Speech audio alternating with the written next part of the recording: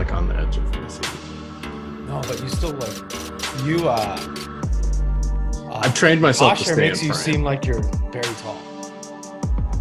And you know I'm not tall. Hey, it's Stokastic, little NBA live before lock, deeper dive, two-hour power hour. It sneaks in some NFL as well. We got all sorts of excitement here. I am joined by, of course, Rayen Patnaik here, or Rinpack, as you guys know him out there in the DFS streets. Ryan, it's been a couple weeks since we did a show. I was off to Hawaii and little West Coast swing and stepped away from DFS for a little bit.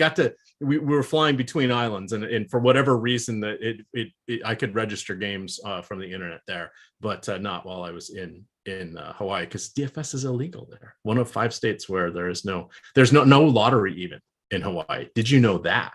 That's an intriguing one. No gambling of any kind. I did not know that. That's Hawaii for you, I guess. I've never been. Yeah, between that and the 5-hour time difference from the East Coast, like lock was at like 2:00 or whatever. I didn't even pay attention to games. I would just read the box scores the next morning, like it was the old days when you'd have the paper in the morning. So that was kind of fun. But here we are.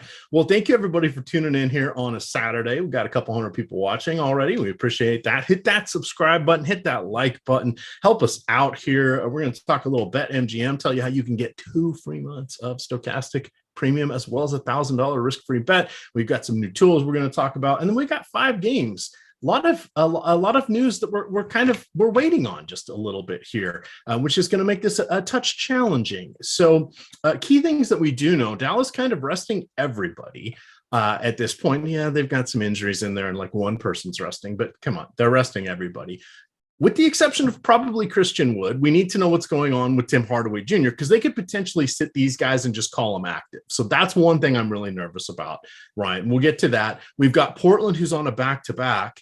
However, Dame Lillard led the starters last night with 24 minutes in, I think, 33 seconds, because they got yanked after their first rotation in the second half, gobsmacked by that said Dallas team, 130 to 110. So literally, they pulled all the key reserves. They put the 5 last guys on the bench in for the final quarter. It was real interesting looking at their game flow box score this morning on that one. We've got Houston looking a little healthy. They're going to have Alperen Şengün available. Tari Eason is also available. They were both dealing with some ankle issues, but they're good. So Jayshawn Tate really the only person still missing there. And then New Orleans kind of healthy as far as what we're used to seeing. Brandon Ingram still out, probably out through Christmas. They're hoping he makes it back before, but he's still dealing with that toe issue. You've got Cameron Payne, who's out until Monday, and DeAndre Ayton out once again on Phoenix. So that is our lone late night hammer. 4 of these games are tipping off at 8:00, which is why we're starting a little later tonight, and then one at 9:00. Shall we start? Well, let's see. Tyler, producer, kindly bailed me out here. So let's go with his order of the games rather than throw out the baby with the bathwater. So we got Dallas and Cleveland first. So Dallas is 8.5-point dogs in this one. We don't have starting lineups yet. We probably won't get those until live before lock. What do you think Coach Jason Kidd is going to do with the more veteran types? I guess it's really Hardaway and Christian Wood are the only ones we care about. What kind of minutes do you see from them tonight? Yeah, no, the minutes we see from this Dallas team, it's up to what the starters are. I'm going to feel really confident in what type of starters minutes we get from this Dallas team. Look, there's no Luka, there's no Dinwiddie. That's a ton of minutes. And whatever usage we were getting, it's all gone. And it's going to be spread around for guys like Christian Wood, if he gets full minutes run, Tim Hardaway Jr., and yes, even Kemba Walker, I do believe deserves to play here. If it's not Kemba Walker, it should be Jaden Hardy. I think he should also crack the rotation. I don't know what the minute split looks like in the guard situation. Also, Frank Ntilikina is available. But man, when there's no Luka, there's just so much usage that needs to be spread around. And surely, even in the Cleveland spot, I can see one of the cheaper guys finding a way to pay this off. I mean, someone needs to shoot the ball.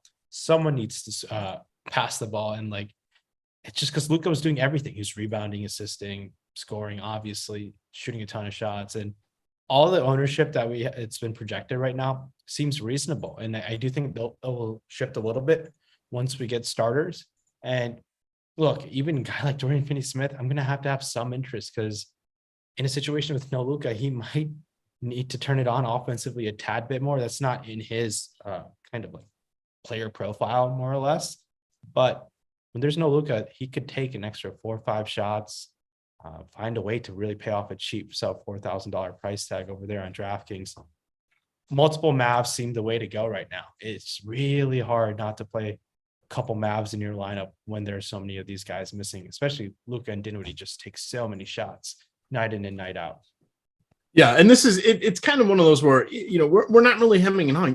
We need a little more additional information, but this is going to be our main source of value tonight because as we've seen time and time again, and now it's just happening 3 months sooner than it has in the last few years. When teams run their bare bones rotations, there's still going to be fantasy points produced. Now it doesn't really help that these are two of the slowest teams in the league, and that Cleveland also has a very, very good defense. But for where they're priced right now, even if you're getting, a Reggie Bullock, a Dorian Finney-Smith, those guys that are sub 0.7 down in the 0.6 fantasy point per minute range, they're still going to be reasonable in a situation like this. And if they knock down some shots, they're going to look pretty good. It's just hard to get really excited when we're seeing so many people out because it really makes a functional rotation difficult to do. They've got a bunch of shooters. And then they've got Kemba Walker and a rookie. So Kemba Walker has played 2 games thus far for Dallas. He's averaged a fantasy point per minute. I don't think they're going to overload him with minutes. I think I haven't looked at our projection, but I was guessing around 28 minutes for him. It's not like this is one of those, they're accepting a schedule loss. It looks like. We saw Brooklyn do that and end up winning against Indiana. But this one looks like they're probably going to accept a schedule loss. So running people into the ground really doesn't seem necessary, but there's reasons they play these games, right? Yeah. Keep an eye on any pregame notes from Jason Kidd about the situation here. And look, just be careful. I mean, the minutes we might have projected something, we haven't faced a situation like this all season long. So there's a bunch of range of outcomes for everyone's minutes tonight in a Cleveland matchup. So buyer beware, more or less, in this situation. They look fantastic, and we should be taking advantage of these salaries. But there is some risk across the board just because we're not too sure and confident what this rotation is going to actually look like by the end of the night. Yeah, because we don't really have a roadmap for this. In the wild card, even when you look at Christian Wood, he's only started once this season. He doesn't even close every game because his defense is lacking. I mean, we love him from a fantasy perspective because he can rack up 1.2, 1.3 fantasy points per minute. But when you're hovering around 28 to 30 minutes per game, it's hard to be doing cartwheels. I mean, we saw him lay down a monster last night. But it is what it is. What do you think this dramatically impacts Cleveland at all? Because they actually have a relatively thin rotation themselves. Well, they're playing a bunch of second unit guys more or less now in the NBA. A lot of these guys are rotational NBA players for sure. Can Dallas put up a fight and keep this game close? Certainly can. I mean, the total of the line right now, I believe, is Cleveland by only 8.5. So it's something to keep an eye on. Cleveland's also on a back end of the back-to-back, and you definitely expect their dynamic duo backcourt in Donovan Mitchell and Darius Garland to do most of the damage. But can they lose the rotation because they're up 25 in the fourth? Maybe. Certainly can happen, but Vegas currently has them at an 8.5-point spread. I think they're fine to go to. They're going to be low owned for sure, just because with so many of the value options are going to be soaked up by low owned or cheaper guys that, like in Dallas, potentially in Milwaukee, potentially with no Giannis, where Cleveland guys certainly have tournament winning upside, that being Mitchell and Garland. Can they put up 40 or 50 fantasy points? Certainly can. Garland comes in at 7,600 on both sides on DraftKings and FanDuel. Mitchell's very favorable, $36 over there on Yahoo. I think these guys are fine to go to. Even in the front court, I've been preferring Jared Allen more to Mobley. I think Allen at 6,700. He burned us last night. I'm going to go back to him tonight, 6,700 on DraftKings. And 7,600 on FanDuel seems a little too expensive. I'd rather take my chances with $7,400 Mobley on FanDuel. It's kind of site specific for the front court over there. But these Cleveland guys seem like a fine option to go to. They don't have to worry about guarding Luka all game long. They can definitely run up the score for sure. But solid tournament options across the board, especially those four main guys who are starting, that being Garland, Mitchell, Allen, and Mobley. Everyone else, long shot tournaments, you can certainly make an argument for guys like LeVert, Kevin Love, but everyone else seems a little bit too thin just because we have such great value in the Dallas side and potentially Milwaukee as well. All right. That is game one. If we get any additional news on that one, of course, we will talk about it. I'm dropping in the link to YouTube here for the Stokastic Podcast Network. You can also see this over at stokastic.com in the bar across the top up to the right. There's a thing that says pod that it gives you the podcast drop down. You can get all sorts of podcasts that we have here. So this is a good way to check out things while you're on the go. Pretty much all of our shows, with the exception of the Live Before Locks deeper dives, end up on the podcast network there. So I like to listen to, the NBA strategy show or the MLB strategy show, the NFL stuff throughout the week. Ben, Laffy, and Shander have been doing picking all the NFL games. That's a fun one that you can check out a day or two after it posts. So it's a lot of fun if you're out there checking out, doing the laundry or yard work or errands. You can bring Stokastic along with you. And then, of course, we'd be thrilled if you guys did a 5-star review and just made a comment on there. It helps us in those algorithms as well. But just subscribe, set it to keep one episode per, and that'll help us, right? You just keep downloading automatically on your phone when you're not expecting it. Okay, Memphis at OKC. We kind of have questions here. We'll know with the starting lineup, right? The only concern I have is Shai Gilgeous-Alexander. Played a lot of minutes over the last few games. He's only missed 2 games this year, but I think they actually were with injury. Both of them were at home. I am expecting him to play and all of that. There's just a heavy workload here that he's seen so far. OKC's lost like 4 in a row now, if I remember correctly. So, they've had their moments. They're not tanking, but they're doing all sorts of oddities with their rotation.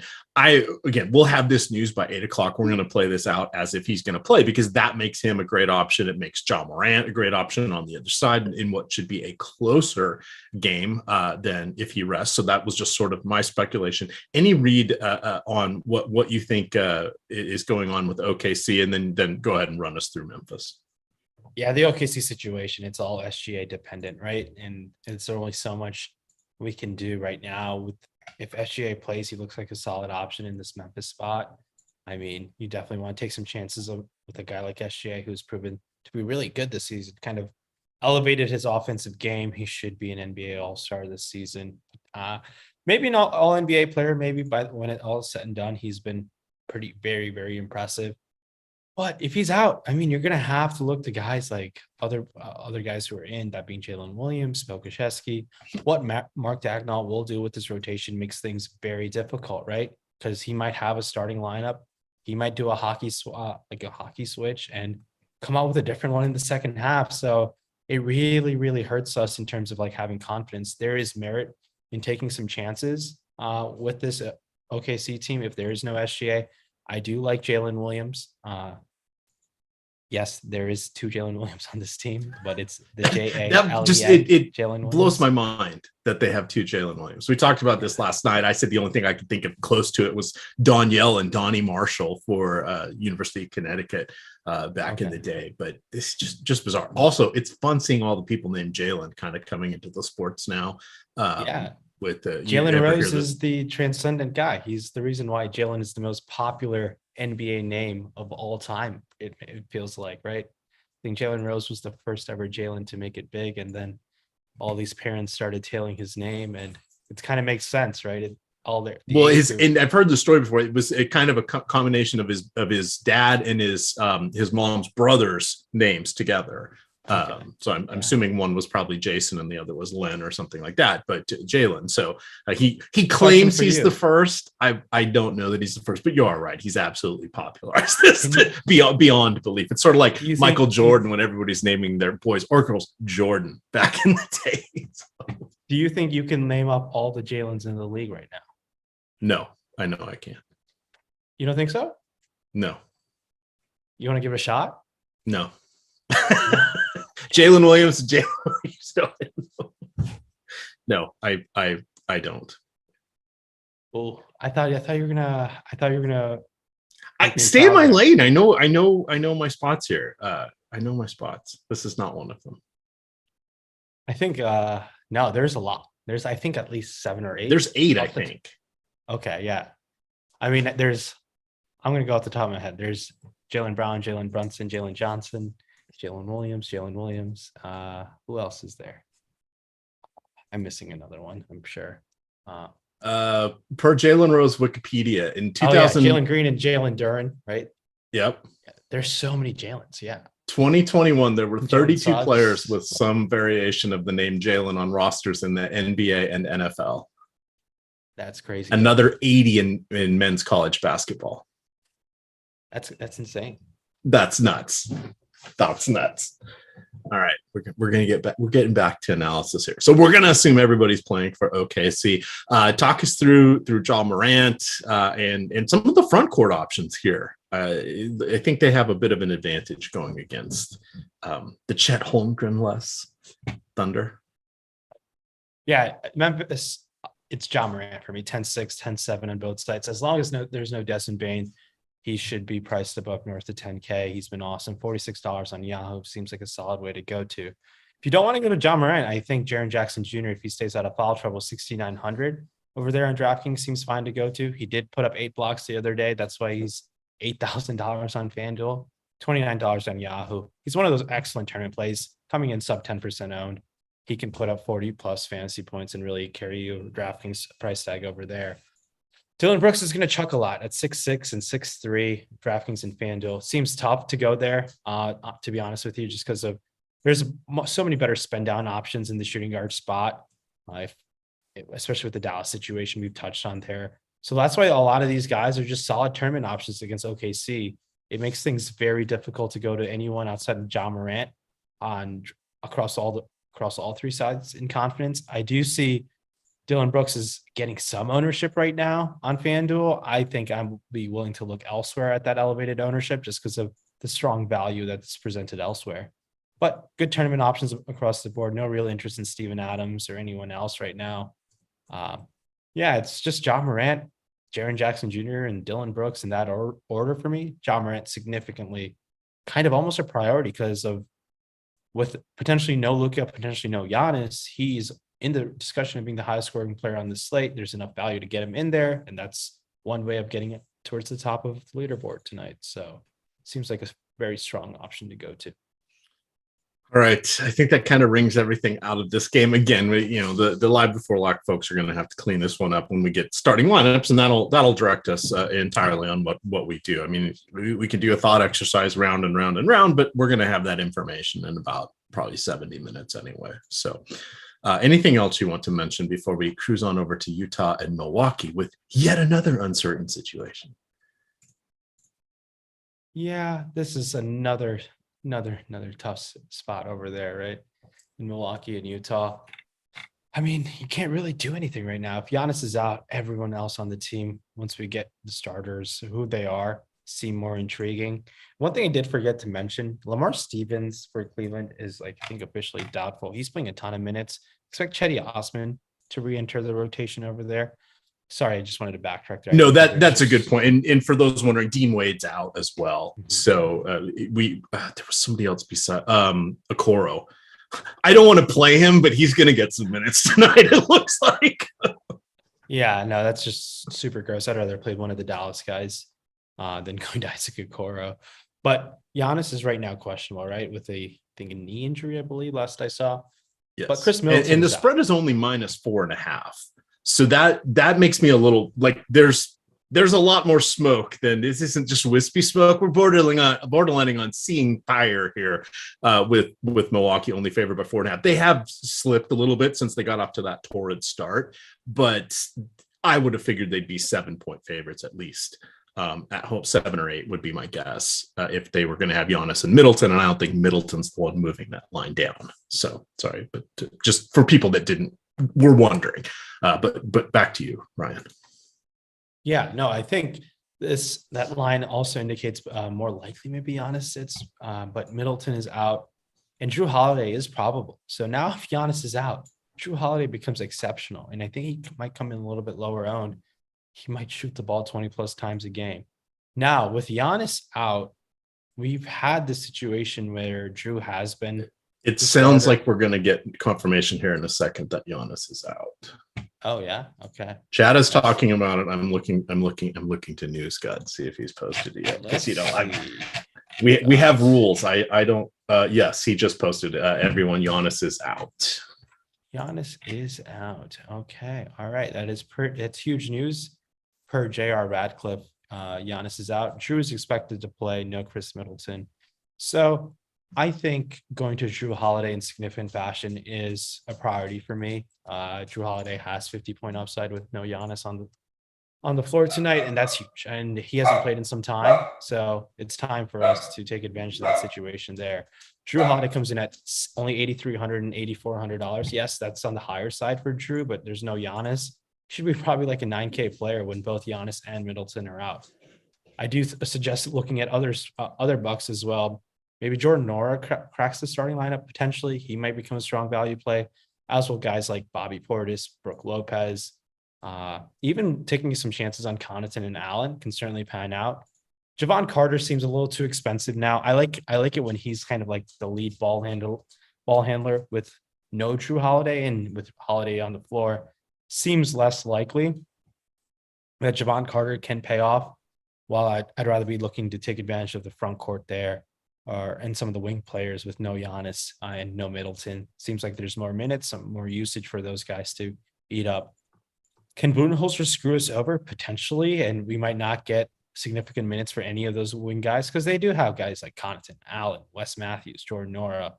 I don't know if Marjol Beauchamp is back from the G League, but he's also there where he's played some rotational minutes in the past as well. So keep in mind, yes, I know Giannis is gone, but there's a lot of bodies that can soak up those minutes. And certainly I can see one of them being good. I don't know how I feel about two of those guys being good, being the sub like 4,500 wing players. But I don't mind going to Brook Lopez and Bobby Portis. I prefer Lopez to Bobby Portis. Lopez has just been awesome this season. So really big news here with no Giannis tonight. Drew Holiday, Lopez, Portis for me in that order. And then you can mix and match the rest of the wing guys. In my opinion, they're all kind of very equal plays. Keep an eye on the starters. I would prefer the starters, whoever ends up starting for this Milwaukee team outside of Wesley Matthews. If Wes Matthews starts, I don't think he's a priority by any means. I'm looking here. And I usually just search Twitter, but the only Marjol Beauchamp news is Marjol Beauchamp 4 hours ago saying he's thankful for another day. So perhaps that means he's been called back. I don't know for sure. We're reading into that just a little bit, but to Ryan's point, there are bodies to go around here. But this is where maybe it's a Grayson Allen, it's Pat Connaughton. You're looking at a little bit of Javon Carter, etc. Those are going to be they're now moving from to secondary options with both Middleton and Giannis out. And again, Middleton has only played not quite double-digit games, I think, on the season. So we kind of know what we're going to get there, but we're getting a bit of a discount. But Drew Holiday is an outstanding option, in my opinion, for this one. And shout out to Tyler, the producer, who ordered our games for us tonight. He said he's taking full credit for putting this one right smack in the middle of some Giannis news. Take us over here to the Jazz.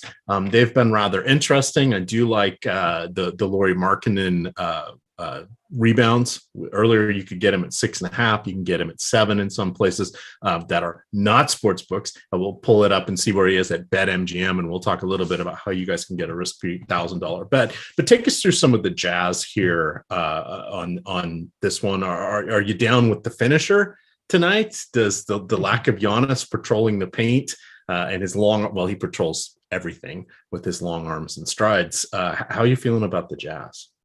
Yeah, the Utah Jazz now don't have to worry about Giannis coming on both sides of the court, defensively and offensively.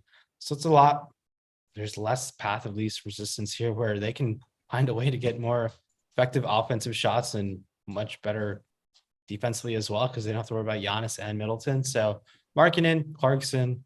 I prefer Markkanen and Clarkson. I do think Clarkson's kind of priced appropriately for his role right now. And Conley's also back in the picture. I don't mind taking some chances on a guy like Kelly Olynyk. Olynyk should be able to get around 30 minutes. He's one of those always tournament players where you can definitely take a chance on him because he has that upside even in 25, 30 minutes for him to put up mid 30s fantasy points or high 30s fantasy points. While we've been seeing Walker Kessler kind of just like crack the rotation and take away minutes from Jared Vanderbilt, it's tough to go to any one of those guys in confidence. It just seems unnecessary with other better value. If Christian Wood starts, he seems great over there for Dallas. These guys kind of fall out of the picture because of the other better value spots we have, like we talked about Milwaukee with Portis and Lopez, and then obviously in the Dallas side of things with them resting the whole farm. Markkanen looks fantastic. I think you can definitely get above the projected ownership we have on both sides, 8,100, 7,900 on DraftKings and FanDuel. Only $30 on Yahoo seems like a strong option there as well. Probably the best place to play Markkanen. But everyone else kind of gets brushed under the rug. Jordan Clarkson can certainly get going. I'm kind of concerned. He might get thrown some Drew Holiday defense at him. Mike Conley's still also there, 5,500. It's just Conley, man. He's just getting assists and he's just old at this point. And he's just 5,500 seems fine. If you fall in some lineups in your 150 lineups, sure. It's not a priority for me whatsoever. He's getting some ownership on FanDuel, but I think Conley's ceiling seems fairly limited in this spot. So really just marking. No one else really sticks out that much to me just because I'll take the guy who's the lead usage guy on this team and doesn't have to worry about Giannis on the other side. Would it surprise you to learn that SGA and Giddey are out? We'll circle back on that one, but we're running out of people to spend money on suddenly, Ryan. This is all right. Saturday's a day of rest in the NBA. Yeah, Saturdays a day ending Y is a day of rest in the NBA. I've been doing these Saturday deeper dive shows, and every single Saturday, it's like, what the fuck is going to happen type of situation. And here we are. No SGA, no Giddey, and that is huge news. That's even, I want to say, bigger than Giannis being out. And because there are opportunities to take advantage of Mark Dagnall's uncertainty. I expect Dort, Jalen Williams, Pokusevski, all to get minutes there. A lot of minutes. Trey Mann might even start. And he seems exciting to go to. With no Giddey, I do think Trey Mann should start. He seems like an outstanding option to go to. Jalen Williams certainly on the table to pay off that price tag. I really like going to OKC. I think Pokusevski can certainly get it done if he can stay out of foul trouble for sure. Isaiah Joe can shoot. Aaron Wiggins has shown the ability to pay off a price tag in the past, but keep an eye on the starters here. Really like Jalen Williams. Really like Pokusevski. I will really like Trey Mann if he starts, and we'll see what that starting lineup looks like. And I'm sure Live Before Lock will be able to break that down, but a lot of intriguing options in OKC. And keep in mind, big asterisk here, Mark Dagnall is ready to fuck you, like in terms of his rotation. It's just really, really annoying what he does, but I think we can take advantage of this super shorthanded OKC team. Did you have the big asterisk comment when I made the joke a couple of weeks ago? Me? What would Akon do when he? Oh my god! I don't know. I don't think you should finish that joke. No. What? Smack that big old fat asterisk. I can have some fun, right? So, do you want to hear a funny story about Akon? Yes. So he used to find doppelgangers and he would set them out in tour, and he would essentially do 2 live concerts simultaneously in various parts of the world with his doppelganger. And seriously, yeah. Wow. So would you be honored or pissed if you got the doppelganger? I mean, I don't know. Back in the day, that's like mid 2000s. I think this whole time Convict I thought was he was his a soul album. survivor. That was a bad joke, but I had to. Yeah, I'm pretty sure that's like known commodity, like known story. I think it just leaked about a few months ago, which is wild, but it's funny that you brought him up tonight. Akon admits his brother performed as his double when he couldn't make a show. That's one of the first headlines here. There you Let go. me clear up some things. My double, Boo was my double. My brother, he was my double. This was before the internet. If you saw him in one place and me in another, you wouldn't be able to tell the difference. This was direct quote from him. It's article is free. It's complex.com. It's Akon and its brother was his performance double when he couldn't make the show. That's funny. Okay, so it was his brother. But yeah, I guess that's a genius move on his part. That is hilarious. EMac has 100 clones. I'm everywhere. Yes. Early website way back in the early internet days, dial up, there was a site called Guys Who Looked Like Kenny Rogers. There were some good lookalikes, but then there were just people that had like white beard and white hair. Looks nothing like it. It's a good, fun website. That sort of spawned people of Walmart. It was the early forerunner for things like that, or absurd family photos or embarrassing family photos. Those are always fun to go check those out. All right, bringing us back to the Jazz. So we sort of left off there. We got Lauri Markkanen. You can get him on BetMGM, over 6.5 for rebounds. Here at Stokastic tonight, we're projecting him for 8.3. While there is a minus 140 bigger-ish on that one, it gives a lower side of an ROI. You can use this as a leg in a parlay or a same game parlay to increase the likelihood of getting a higher payout here on that one. Over his last 11 games, he has at least 8 rebounds in 8 of them. He is averaging 8.5 rebounds per game. His per 36 is 9 per game. He's playing about 33 minutes per game. Giannis out, one less person to fight for rebounds here. I really like the finisher here for the overs. And you guys can get in, if you go through the link below, so you guys can get in on BetMGM. If you create your account there, coming in through our link, you're going to get 2 deals. One, as soon as you make your first bet and it settles, you're going to get information on how you get 2 free months of all access Stokastic Premium. And then your first bet is risk-free up to $1,000. So whatever you decide to do, whatever your first bet is, you want to put in $100, you want to put 200, you want to put in 1,000, whatever you bet, that's risk-free. If you lose, you'll get that back as site credits in some free bets there.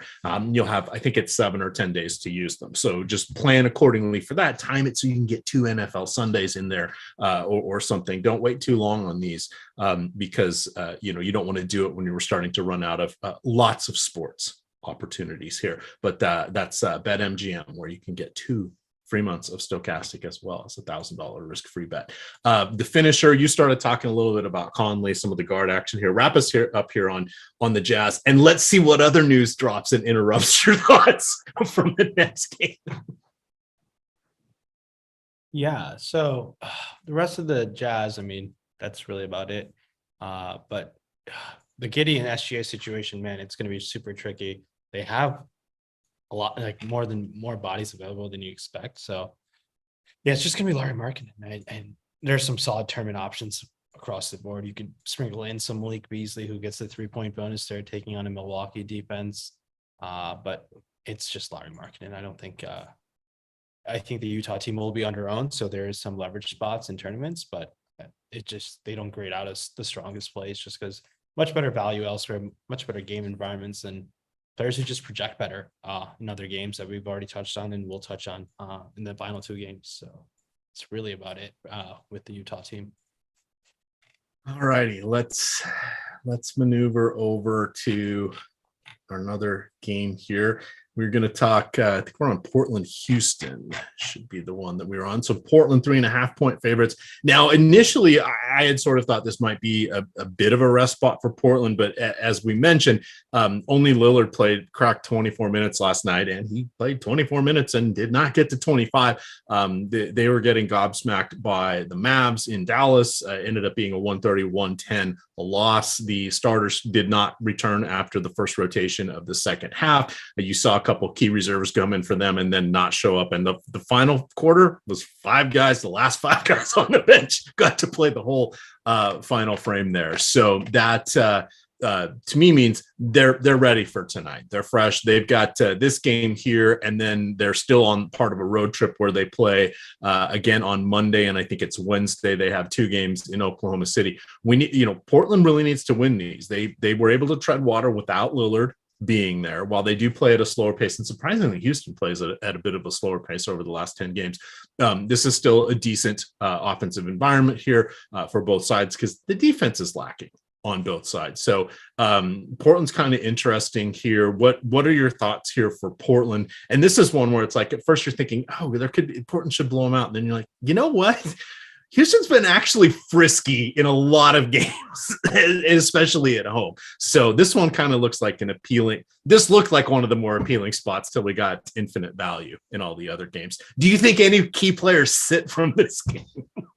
Yeah, well, seconds ago, I think we just got word Jeremy Grant is ruled out tonight. So that's going to open up even some more value. Sore back, that just popped up. Yep, you are correct. Yeah. So that's been out there, and that's going to open up a ton of minutes and some usage for sure. You can expect more minutes to go to guys like Justice Winslow, Trendon Watford, to definitely soak up some minutes there. Well, with no Grant, I don't mind taking some chances on Watford. Yeah, it's tough to get your usage when you're sharing the court with guys like Lillard, Anthony Simons, and Yusuf Nurkic. You don't have to worry about Josh Hart taking any usage, but he'll certainly get his minutes. I really like Lillard in this Houston spot. He's going to be under-owned.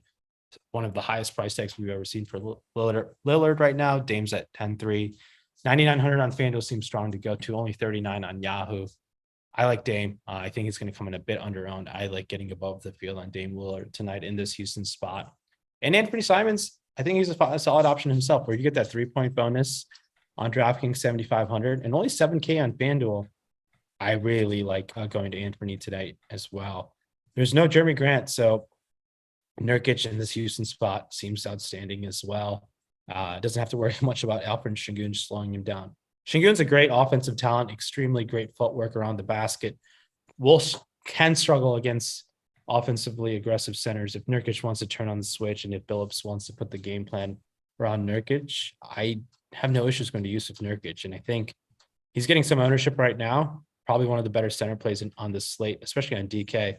7,500 on FanDuel seems a bit expensive, but has the upside for 40 plus fantasy points for sure if he's going to get minutes north of 30 tonight. So no Jeremy Grant is kind of big news because the minutes he takes up.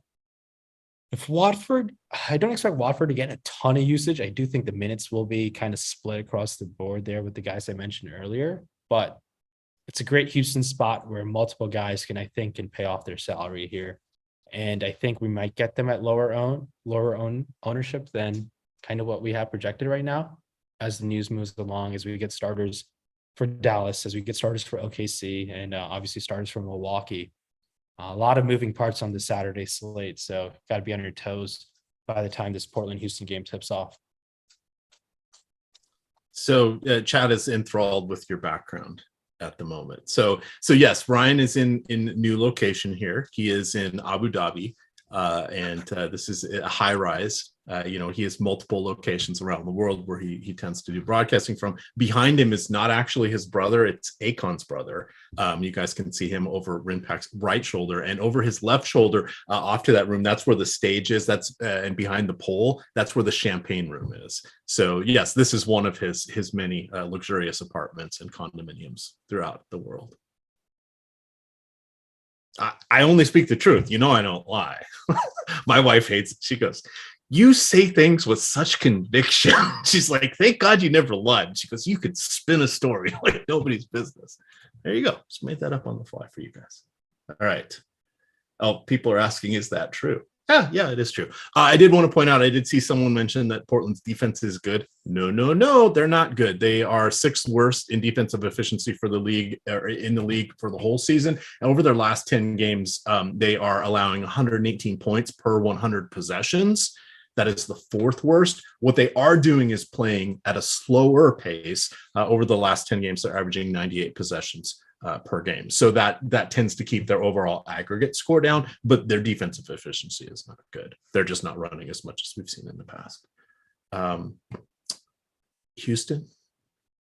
All right. The Houston side of things, a lot of intriguing tournament options for sure. I believe we just got word Şengün will play tonight. So you can certainly play Şengün. I think Şengün's certainly an option on this slate tonight. Now, other Houston guys. I have always had interest in guys like Porter Jr. and Jalen Green, just because of the tournament upside they bring to the table and because of the sheer volume of shots they put up, like combined, like each night it feels like they're going to combine for 40 shot attempts. Now, this team's kind of fully healthy, so we don't have the luxury of just saying, oh, he's out, play this guy, kind of been the story of tonight, right? Outside of even Cleveland has a guy who's missing, who's playing a ton of minutes. So this Houston team is fully healthy. So they're going to just naturally, a lot of people aren't going to look here just because of when there's a fully healthy team, and everyone seems priced appropriately. So they're just going to be great tournament options in this game. And I think sprinkling in some Şengün, Jalen Green, and Kevin Porter Jr. seems the way to go. Jabari Smith Jr. is playing better. Look, this guy is talented, and he should be at the end of the season. It wouldn't shock me if Jabari Smith is a $6,500 player. And I think we want to be ahead of that curve here. And the minutes should be better if he stays out of foul trouble. He should get going better offensively, shooting more high efficient shots. So give me Jabari Smith Jr. as also an option tonight in this game environment.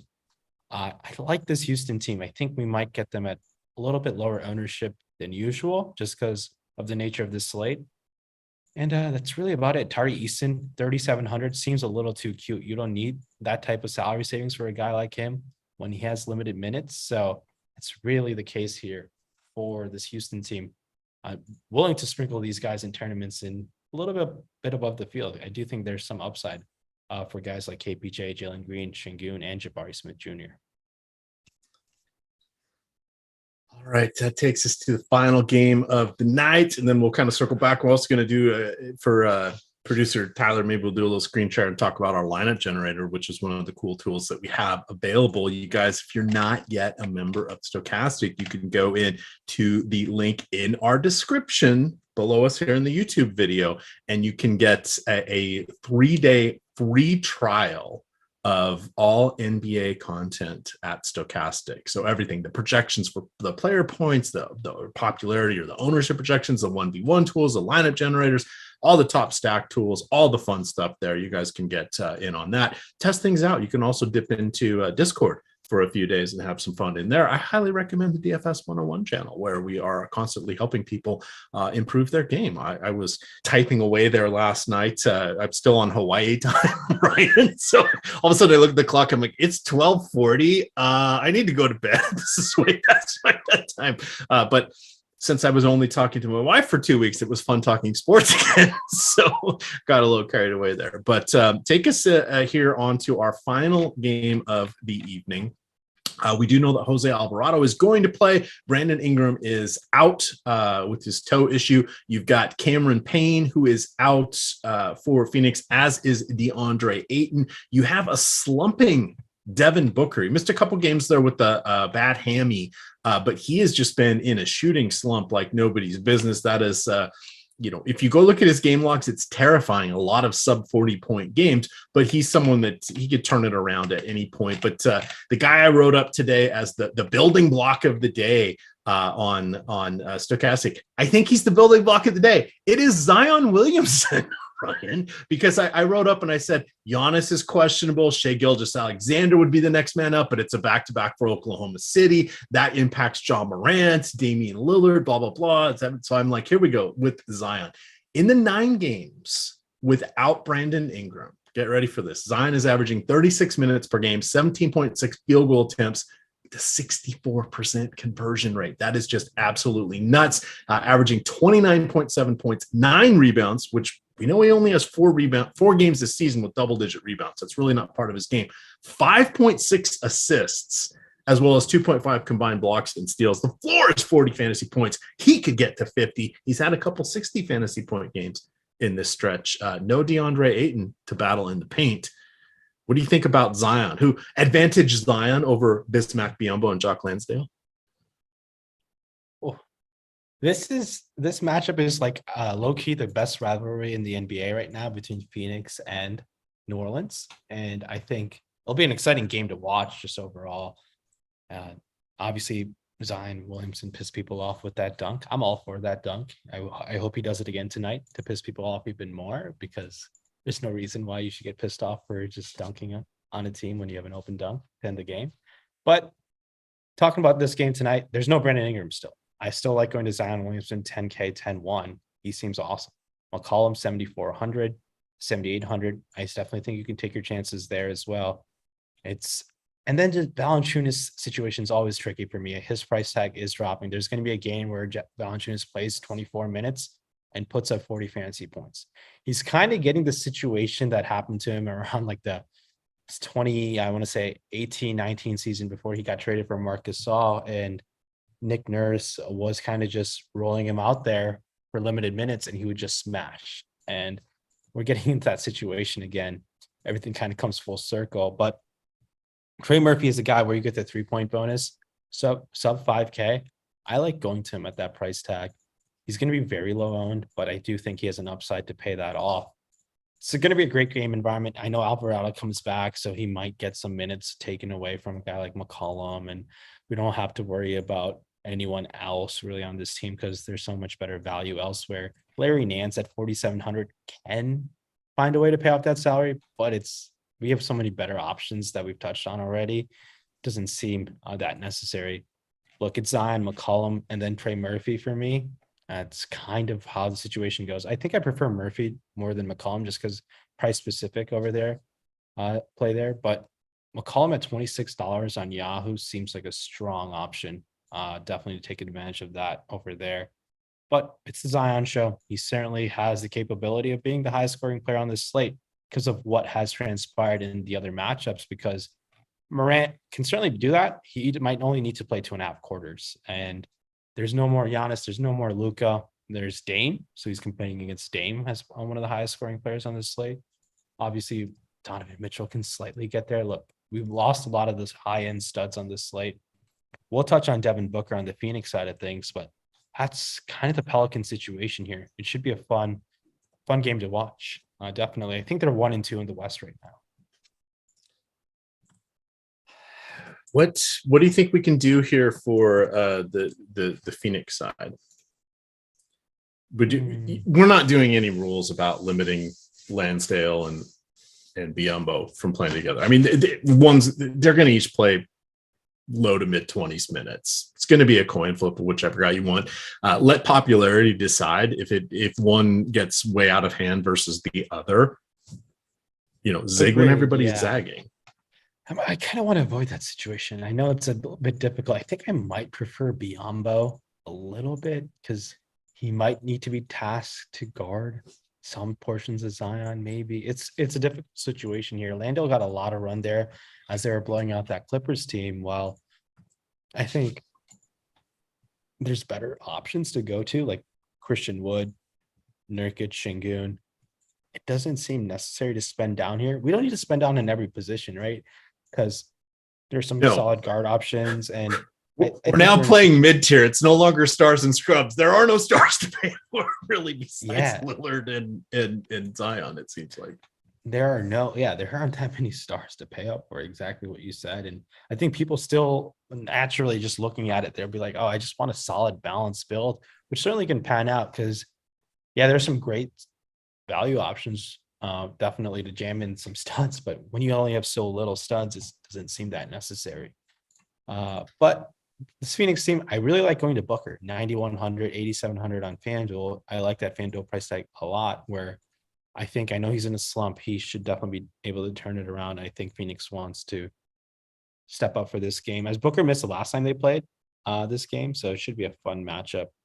Booker's getting a lot of ownership right now on FanDuel, rightfully so. I think he's a solid option. Chris Paul is priced appropriately, not a priority whatsoever. And then everyone's kind of priced up because Booker was missing some games there.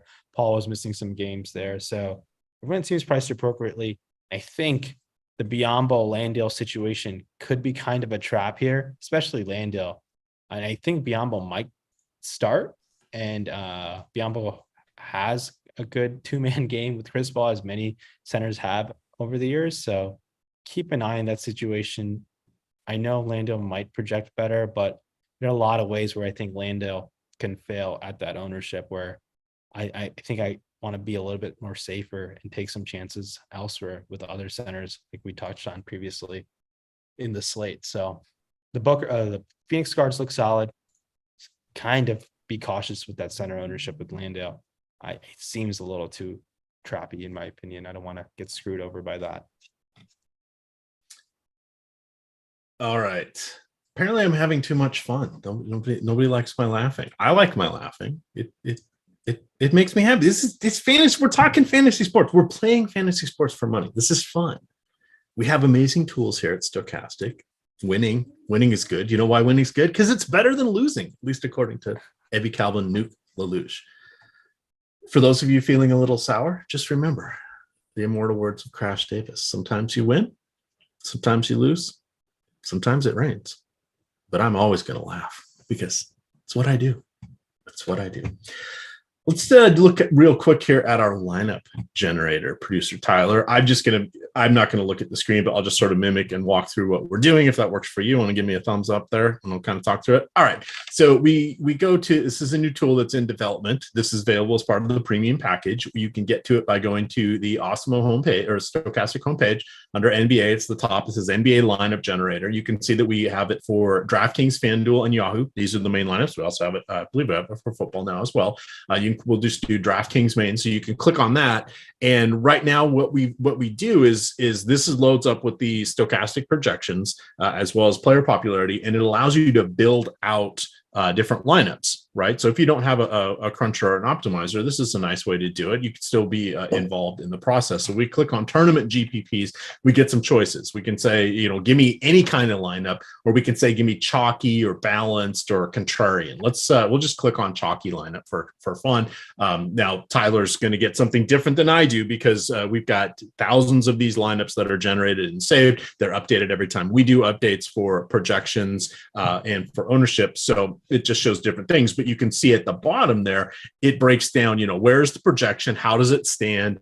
And then where are we on the ownership? So his should show kind of chalky. It's just saying red. It's saying, all right, this is pretty common or a higher ownership type lineup. But the one I did has a few players that are below 15% in Mitchell, Connaughton, and Jared Allen. So it's not, while it's running a little hot, it's not dramatic. You're going to be relatively unique with something like this. But then at the bottom, you can either save or you can discard this lineup. So if we say save, what it does is you can now see at the bottom you have view saved lineups.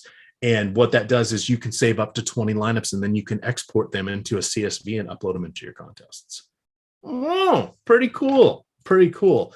I like that. They're also creating the ability where you can select you can favorite a player, which is pretty cool, or you can choose a player to swap. You'll see over on the right there where it has the back and forth arrows. So we're constantly adding new innovations to this. That feature was added while I was on vacation. People clearly hard at work. So we've got that there, but this is a fun way to do it. And then back up at the top, you can see where the projections are, what the lineup ownership is, et cetera. But this is a fun new tool that we have. We're innovating a lot of cool things here at Stokastic, both on the DFS side and the betting side. So I wanted to take a moment to talk about that. Finish your sentence and then laugh, EMac, someone says. Someone else says, keep laughing. It's good for the soul. EMac 316. I think it's Austin 316 Stone Cold. He's my favorite 316. But you know what? There we are. You think I'm funny? I am. I'm some kind of clown. All right. Well, there we go. There we go. Let's say we just enjoy things. Ryan's got to hang out with me a few times. Pretty much what you see on the camera is kind of what I'm like in real life. I don't do anything too crazy anymore. Just kind of what you see is what you get. Final thoughts here as we wind down here and get ready to turn things over to Greg Ehrenberg and Matt LaMarca. Little shout out to your pal and mine, Gundacker, in the chat. I see you. No, people were wondering what's on my couch. There's actually 2 dogs on my couch, if that's what people were wondering about. So there is actually 2 dogs there. One being my buddy, and then the actual dog. So, but D-O-double-G and a D-A-W-G. I mean, he's a dog for sure. He can't hear me right now, so because he's locked in. No. Is he making lineups? Is he using the lineup generator as well? I mean, I'm gonna have to convince him. So, no, this was a loaded news slate, and keep an eye on the starting lineups because right now it's gonna be really tough to predict what rotations look like, especially for that Dallas team. Milwaukee as well. That's gonna be very different with no Giannis, no Middleton, but Drew being there. OKC. And I think if you can get OKC right tonight, I think that's going to put you in a spot up top. But I need someone to hack Mark Dacknall's brain and tell me the rotation so we can figure out what that's going to look like at the end of the night. Just because no SGA, no Giddy, and there's going to be a lot of usage and a lot of cheap guys where I think a couple of those guys could pay off if they get the appropriate rotation that we hope for.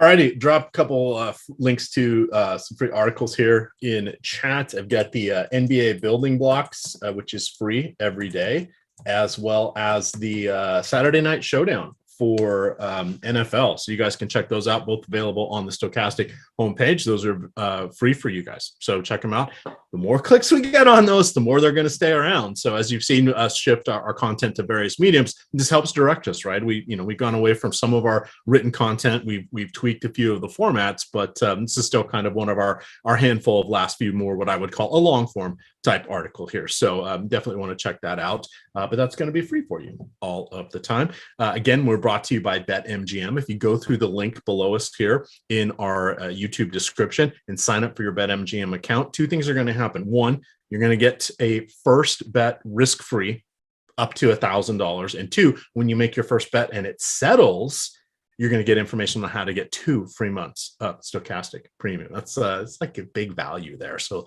that's something to sign up for us. But, and if you're in a state that doesn't have sports wagering, when you travel somewhere that does, go place a wager. Come in through our link, place a wager in that state, you're going to get your 2 free months, right? Because it's all about where you are when you make the bet, not where your home address is, which is important to remember. So keep that in mind because it's a pretty nice value sitting out there. And then, of course, the other thing I will do, and I would like to see us talk about these a little more, but I will drop into chat also the link. We have full pages of where you guys can get bonuses courtesy of us, as well as find ways to get additional Stokastic options. So I'm going to drop this to you on the bonus page. It's better if you go to Stokastic, look on the menu bar, far left, there's something called deals. You can sort it by sports books, by fantasy sites, and then by our promos for whatever we have going on right now. But there are multiple ways right now. I went and counted it this morning. There are ways where you could get up to 5 months of free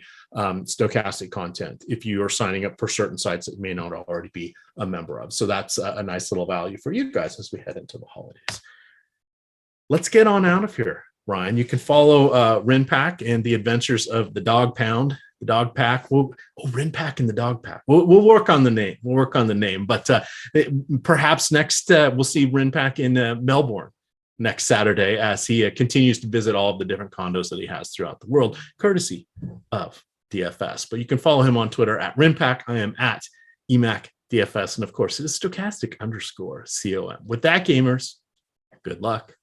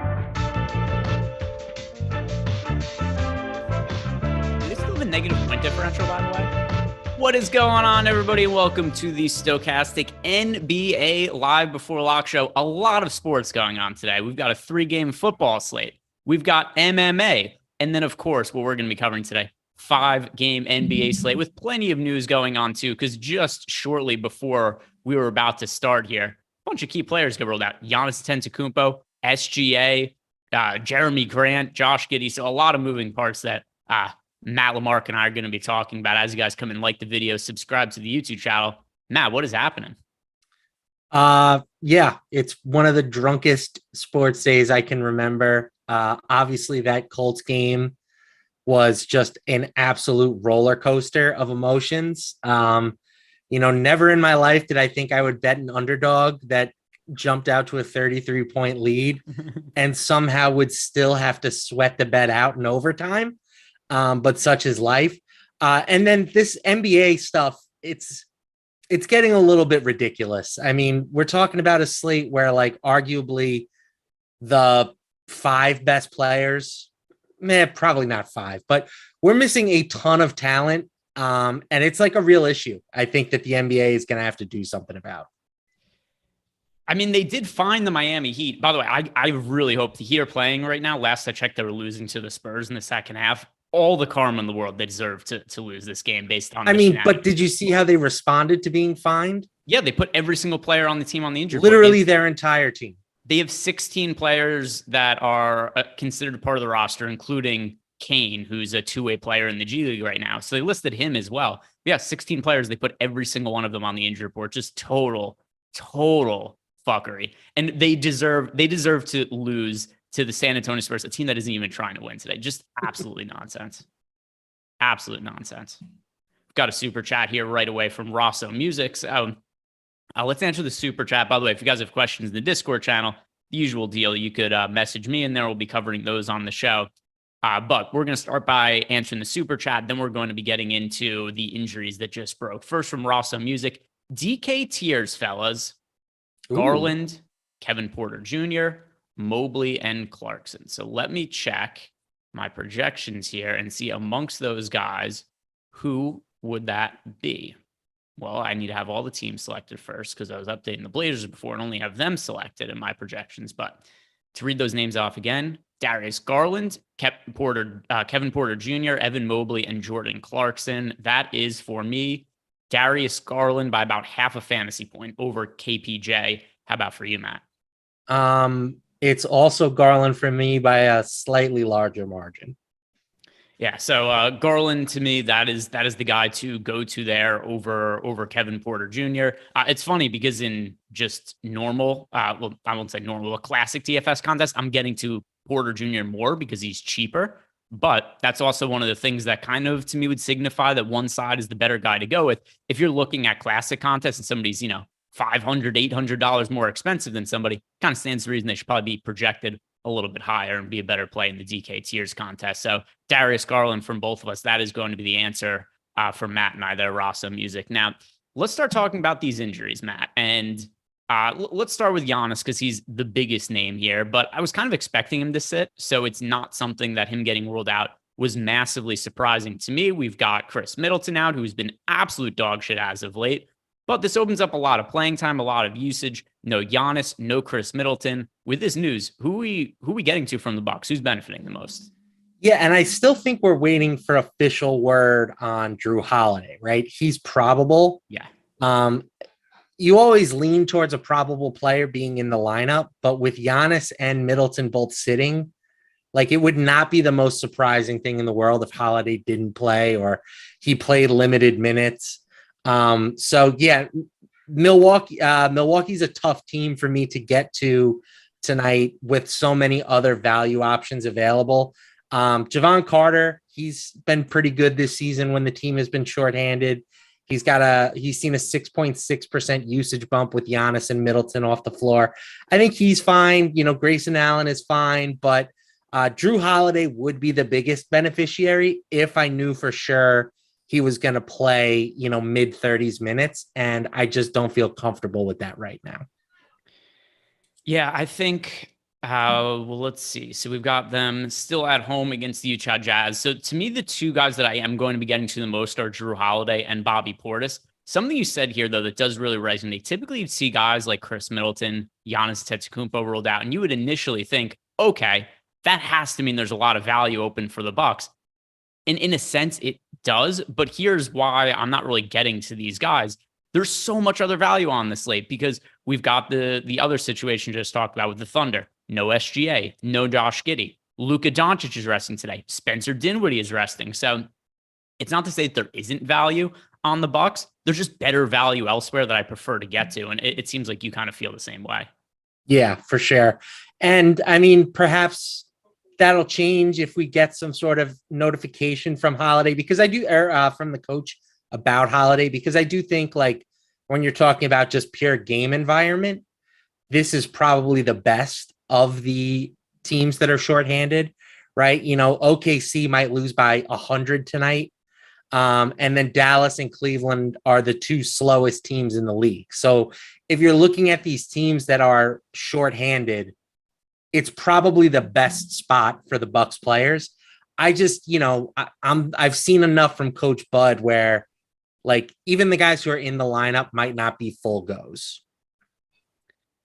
It's possible. I tend to think just the way that they've already ruled out other guys. I think Drew's just going to play his full allotment of minutes today. That is my assumption. But I could not totally be right on that, but I do have him in for 34 minutes. And I think it makes him a pretty high priority play, especially with just all these other guys out for this team. So Drew's somebody I'm going to be getting to, but he has missed the last couple of games. So I'm going to be glued to the injury report or to any news we get just to make sure we're not getting any kind of word that potential restrictions.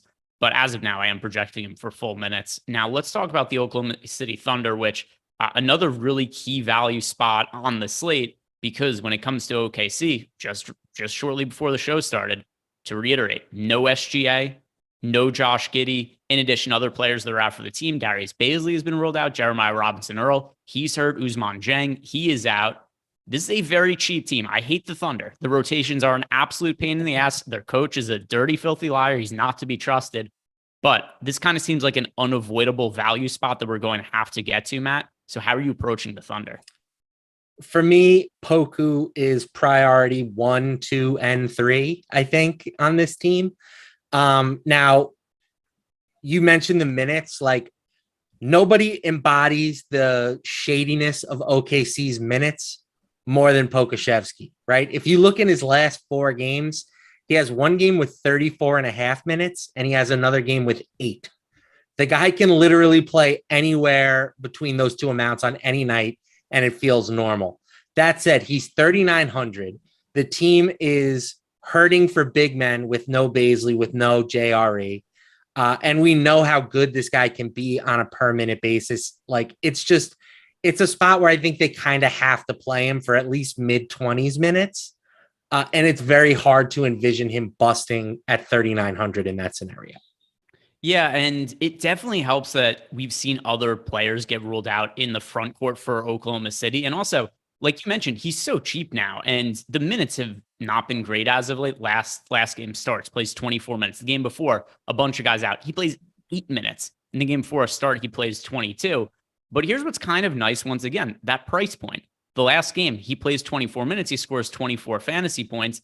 Just at this kind of salary, I agree with you.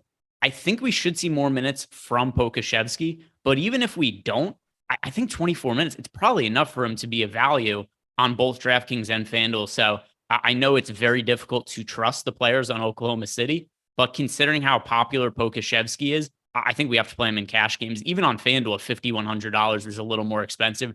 DK and FanDuel, I would certainly consider Pokusevski a pretty good value option there. What else from the Thunder is something that's standing out to you, if anything, on the value side? Yeah, I mean, Trey Mann is min priced. You would think he takes over as the team's starting point guard with SGA out of the lineup. He's averaged 0.82 DraftKings points per minute with Giddey and SGA off the floor. I think he's pretty solid at that price tag. Lou Dort all of a sudden thinks he's like the greatest scorer in the world whenever he's playing without SGA. His usage rate is north of 32% with Giddey and SGA off the floor this year. I think he's fine. You know, the fact that he's not on the injury report after leaving in their last game tells me that that's pretty minor. So I think he's good to go. Jalen Williams, I think, is more than acceptable at 4,600. He's up to over a fantasy point per minute in limited time without SGA and Giddey. So the real question is, like, can the Thunder keep this game competitive? And if they do, or if they don't, which, I mean, more than likely they're not going to. The Grizzlies just beat the Bucks by 40. How much are they going to beat this Thunder team by? If that happens, like, who are the guys that get benched in garbage time? Like, is Jalen Williams established enough that he's not going to play in a blowout? What about Trey Mann? Like, there are some questions I think you have to ask yourself with the rotation. Yeah, so I do think that's a good talking point. And so I'll say that, first of all, 2 Jalen Williams on the team, should say that. That also gets a little confusing. The Jalen Williams that is most fantasy relevant is the Jalen Jalen Williams, the one who's likely going to be starting, has been starting for this team as of late. So the one player or 2 players that I'm fairly confident will not play in garbage time, Lou Dort and Kenrich Williams. Other than that, I think anybody's alive to play in garbage time, right? Pokashevsky is somebody who they've taken odd paths, but have kind of seemed to try to develop. Jalen Williams, first round pick, who they used a fairly high pick on. Isaiah Joe, we've seen him play in garbage time. By the way, I wouldn't totally be shocked if Isaiah Joe starts over Trey Mann, just because he has been ahead of him in the rotation in spots as of late. But the only 2 guys I think for sure don't play in garbage time are Lou Dort and Kenrich Williams. Anybody else I think is live to be playing in the fourth quarter in a 1,000,000-point game. That makes sense to me. I mean, Dort for sure, considering that he left their last game with an injury. And Williams has been in and out of the lineup with injuries to begin with. So, yeah, I think that's reasonable. That's a reasonable take. By the way, everybody's going crazy here with the Isaiah Joe is starting. Is there news somewhere that I missed? I'm checking right now. Or is this? Oh my! You know what? I bet this is. It's one of these bullshit things where they've got the green check mark on DraftKings. Let me pull this up. This is probably what it is, isn't it? Is it going to be these green check marks? Let me pull up Isaiah Joe. Does he have a green check mark on DraftKings? I swear, if you guys are trolling me with yes, that's what it is. It's the green check marks. I see Eric's in the chat right now. Guys, no on the check marks. No starting lineups. No starting lineups out yet. But yeah, FanDuel has the green check marks out. All right, Eric's in the chat. Eric, what do you think of the green check marks? No official starting lineup for the Thunder yet, by the way, just so you guys are aware. Green check marks, not always the best source of information. And as for the follow-up, why is Eric not on Twitter? The better question is, why is Eric on Twitter? Because he quit last night and then he tweeted all day today. So that's really the better question here. We're talking Lindquist? Yes, Eric Lindquist. I mean, you have to be on Twitter with that Vikings win today. I mean, come on. He has to. Like, if that was my football team, I would not have stopped talking for the last 3 hours. Well, he started tweeting as soon as they started losing. Okay, so 5 hours. So he came on Twitter to say that he had to come back because he was sad, and then he had to stay on there because he was happy. Right. I mean, that's the roller coaster of being a Minnesota Vikings fan. I'm telling you, I said this. I've seen people who've had an easier time quitting heroin than Eric has had quitting Twitter. He quits like every couple of weeks, always comes back, never ever leaves. But anyway, starting lineup for the Oklahoma City Thunder. We don't actually know what it is yet. If Isaiah Joe starts, I think that's within the realm of possibility. I think Trey Mann is also an option to start. When we actually get that starting lineup, we're going to circle back on it, but there is nothing really official there yet. But the players that I'm prioritizing the most here, because this is going to correlate to the super chat here that we got from, where was it? Scroll back. Oh, here it is. Devin Davis. Every once in a while, you get stuff like the green check marks come up and then a bunch of messages come through and some of the super chats, they get pushed back. But Devin Davis, with so much value, where do you look first? So he wants to know, and he's asking for DraftKings, who are overall the value plays we're getting the most exposure to today? For me, as of right now, it is Pokashevsky, Jalen Williams, Kemba Walker, and Trey Mann. Those are the 4 value plays I have the most exposure to. Matt, do you have any issues with those guys? And is there anybody else you would add to that mix? For me, Jaden Hardy is also in the conversation for Dallas. We'll get to that situation in a little bit. And I have Jock Landale a good bit at 3,900. So I think the guys you mentioned are good call outs, but I would just add those two names. Harden, the Hardy versus Walker thing is kind of interesting to me. I think that the idea or the belief is that Kemba is going to be sort of the go-to scoring threat for Dallas, but I think that makes Hardy kind of an interesting pivot. I still think I would probably lean towards Kemba though for a cash setting. Yeah, and the other, once again, need to see that starting lineup for Dallas. I think it is going to be Kemba that starts at point guard for them. Also, just a guess. So no green check marks, nothing official like the FanDuel check marks, but no starting lineup for Dallas, no starting lineup yet for OKC. But at least as of now, I am assuming that we're going to see Trey Mann in the starting lineup for OKC, and I do think that we're going to see Kemba Walker in the starting lineup for Dallas. I think they're probably going to want to try to get him some run. I could be wrong on that. We'll see what happens when the starting lineup comes out. But if that's the case, here's one thing we know about Kemba Walker at this point in his career. Well, two things. He's not good anymore. But number two, he still likes to shoot a ton. Nobody's told him he isn't good, or if they have, he doesn't believe it. So he's going to have high usage when he's out on the court. And I think that makes him somebody at a very cheap price point that would be difficult to get away from on both FanDuel and DraftKings. Yeah, for sure. I mean, Dallas to me stands out. The thing is, like, that matchup is just so gross, but you're removing arguably their two most ball dominant players. I mean, Christian Wood is obviously also a high usage type guy, but yeah, there's lots of value available in Dallas. I think that I'm just kind of spreading it a little bit more. I'm not necessarily picking one player in Dallas to go all in on per se. And by the way, there is a reason also, I think, that's about Kemba. Yesterday after the game, also one of the reasons that I ended up betting the Mavericks in advance today, Jason Kidd said that Kemba Walker will play a lot tomorrow. He said this yesterday to the media. Mm-hmm. And I'm looking at betting against them. What's that?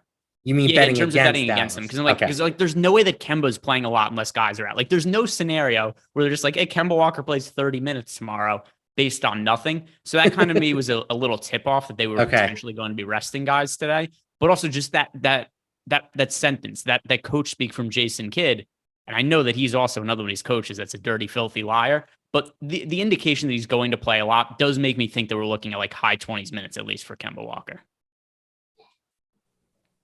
Kemba Walker, by the way, we've only seen him on the court for 2 games this year for the Dallas Mavericks, but he's scoring a fantasy point per minute during the time that he's been on the court. So still a capable fantasy producer at this point in his career. The next super chat that we got here is from our guy, Michael McKinney. He hasn't told us what his question is, but I know what it is because I know our guy, Michael McKinney. He said, do I even need to say it? You know what I want, Greg. Michael McKinney wants to know the top plays for FanDuel cash games tonight. So as far as FanDuel cash games go, the players you absolutely need, in my opinion, in cash, Christian Wood and Jrue Holiday. Those are 2 players you definitely need to have in your lineups. I think no questions asked there. They're both going to be super popular. Are you on board with both of those guys? Yes. Okay. Pokashevsky. I'm going to say that's another one. I think you want to have Pokashevsky. I think you want to have Bobby Portis.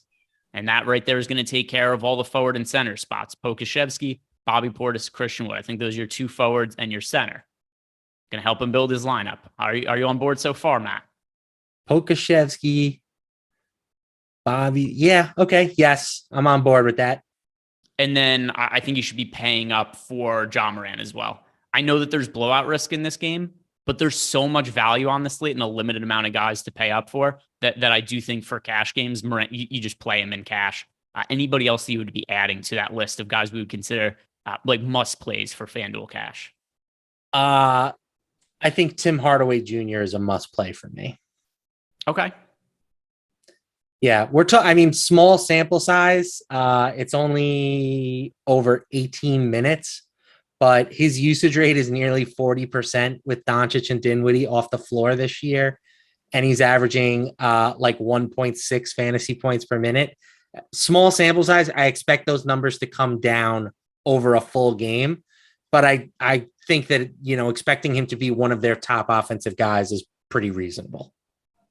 Yeah. So that's I don't have any kind of disagreement with that, other than the only reason I didn't have him as a must play. By the way, very, very strong consideration is just there's a lot of really strong considerations, and those were just the guys that I had. I'd probably have Morant. I'd probably have Hardaway like 6th after we listed Morant there, and we just listed 5. But yeah, I have no issue with him whatsoever there. And I see Des Morris is saying Hardaway sucks so bad lately. Yeah, but every single player is out for the team, so it kind of helps alleviate the situation, because the injury report for the Dallas Mavericks today is Hardaway. Yeah, go ahead. Hardaway had 25.4 FanDuel points in 26 and a half minutes yesterday, and he shot 7 for 10 from the field. Like, if that's sucking, that guy can suck for my team any day if he's going to do that. Yeah, and the other thing too is I get that, overall, like, is 27 fantasy points the greatest result in the world? No, but for today, Dinwiddie is out, Luka Doncic is out, Dwight Powell is out, Maxi Kleber is out, Josh Green is out. You just have to expect that Tim Hardaway Jr. plays a bigger role in more minutes. I know the matchup isn't great against the Cleveland Cavaliers, but somebody has to take shots for this team. It's the reason why I think Kemba is one of the better value options on DraftKings.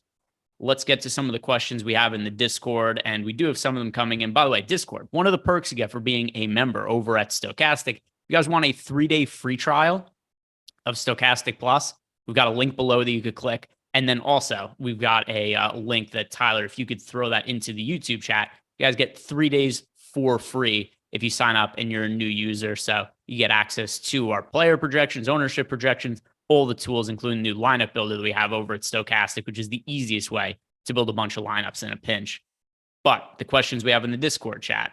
First, it is from Big Dream. Any love for JaVale McGee? Love is a strong word. Like is kind of a strong word for JaVale McGee as well. I would say that if you were playing a bunch of lineups, or even if you're playing 20 and you have JaVale McGee in one of them, that's all well and good. To get a heavy amount of exposure to JaVale McGee or make any kind of significant investment, it's a no for a couple of reasons. Number one, it's hard to believe he's going to play a ton of minutes, even with all the players out for the Mavericks, because we just haven't seen him get that kind of playing time. But then point two, there's so many value options that I just think rate out better than JaVale McGee. I don't think I need to dig that deep. But Matt, do you have any love for JaVale McGee? Can you talk me into him? I mean, I think 10 to 15% is reasonable enough at a min price JaVale. But the biggest thing is, like, the one guy who isn't out for Dallas is Christian Wood. And that's kind of the guy that McGee, I think, would really need out to see a huge spike in minutes, right? Like, him and Dwight Powell have kind of just handled the token starter minutes for the Mavericks all year. So I have McGee projected right now for like 16 minutes or so. And with the way he racks up fantasy points, that's enough for him to return value at the minimum. I just don't think it gives him a super high ceiling. Yeah, it's funny. It's a 5-game slate, and there's probably like 30 value plays I really like today. And JaVale McGee just is somebody who's just not high on the list of guys I want to get to. Gelby's asking us what are our thoughts on Kevin Love tonight. You know, I really like Kevin Love as a contrarian value play last night. And honestly, if you would have told me he was going to play 19 minutes and almost no ownership, and he was $3,600 on DraftKings, I don't really mind that I ended up getting to Kevin Love. It certainly did not work out. He was terrible looking on the court. But once again, he kind of falls in the JaVale McGee category, where I probably like Kevin Love a little bit better than JaVale McGee, but there's just better value plays to get to. And the reality is the last 4 games with Kevin Love, as he's dealing with an injury, he's played 9 minutes, 14 minutes, 16 minutes, 19 minutes. So last night, when we didn't have quite the same amount of cheap guys to get to, he looked better to me. Another guy it's just kind of hard to get to. But are you going to be getting to Kevin Love at all? I definitely have him in my player pool right now. I just think that when we're talking about these cheap guys, like, we know Kevin Love has 40 in his repertoire. Maybe he doesn't right now, right? Maybe he is too banged up, not playing enough minutes or whatever. But we've seen him score 40 plus DraftKings points in less than 20 minutes. And even on a slate with a lot of value, I don't know if there's a ton of guys that check those same boxes. So I definitely have him, but you know, he's like you said, a contrarian type play, like a 10, 15 type of guy. Guess what we have? The starting lineup for the Oklahoma City Thunder. And as if there was any doubt, the green check marks came through in a big way because the Oklahoma City Thunder starting lineup: Isaiah Joe at point guard, Lou Dort, Jalen Williams, Omaruri, who I am not pronouncing his name correctly. This is a difficult one. Do you know how to pronounce his name? Omaruyi? I have no idea.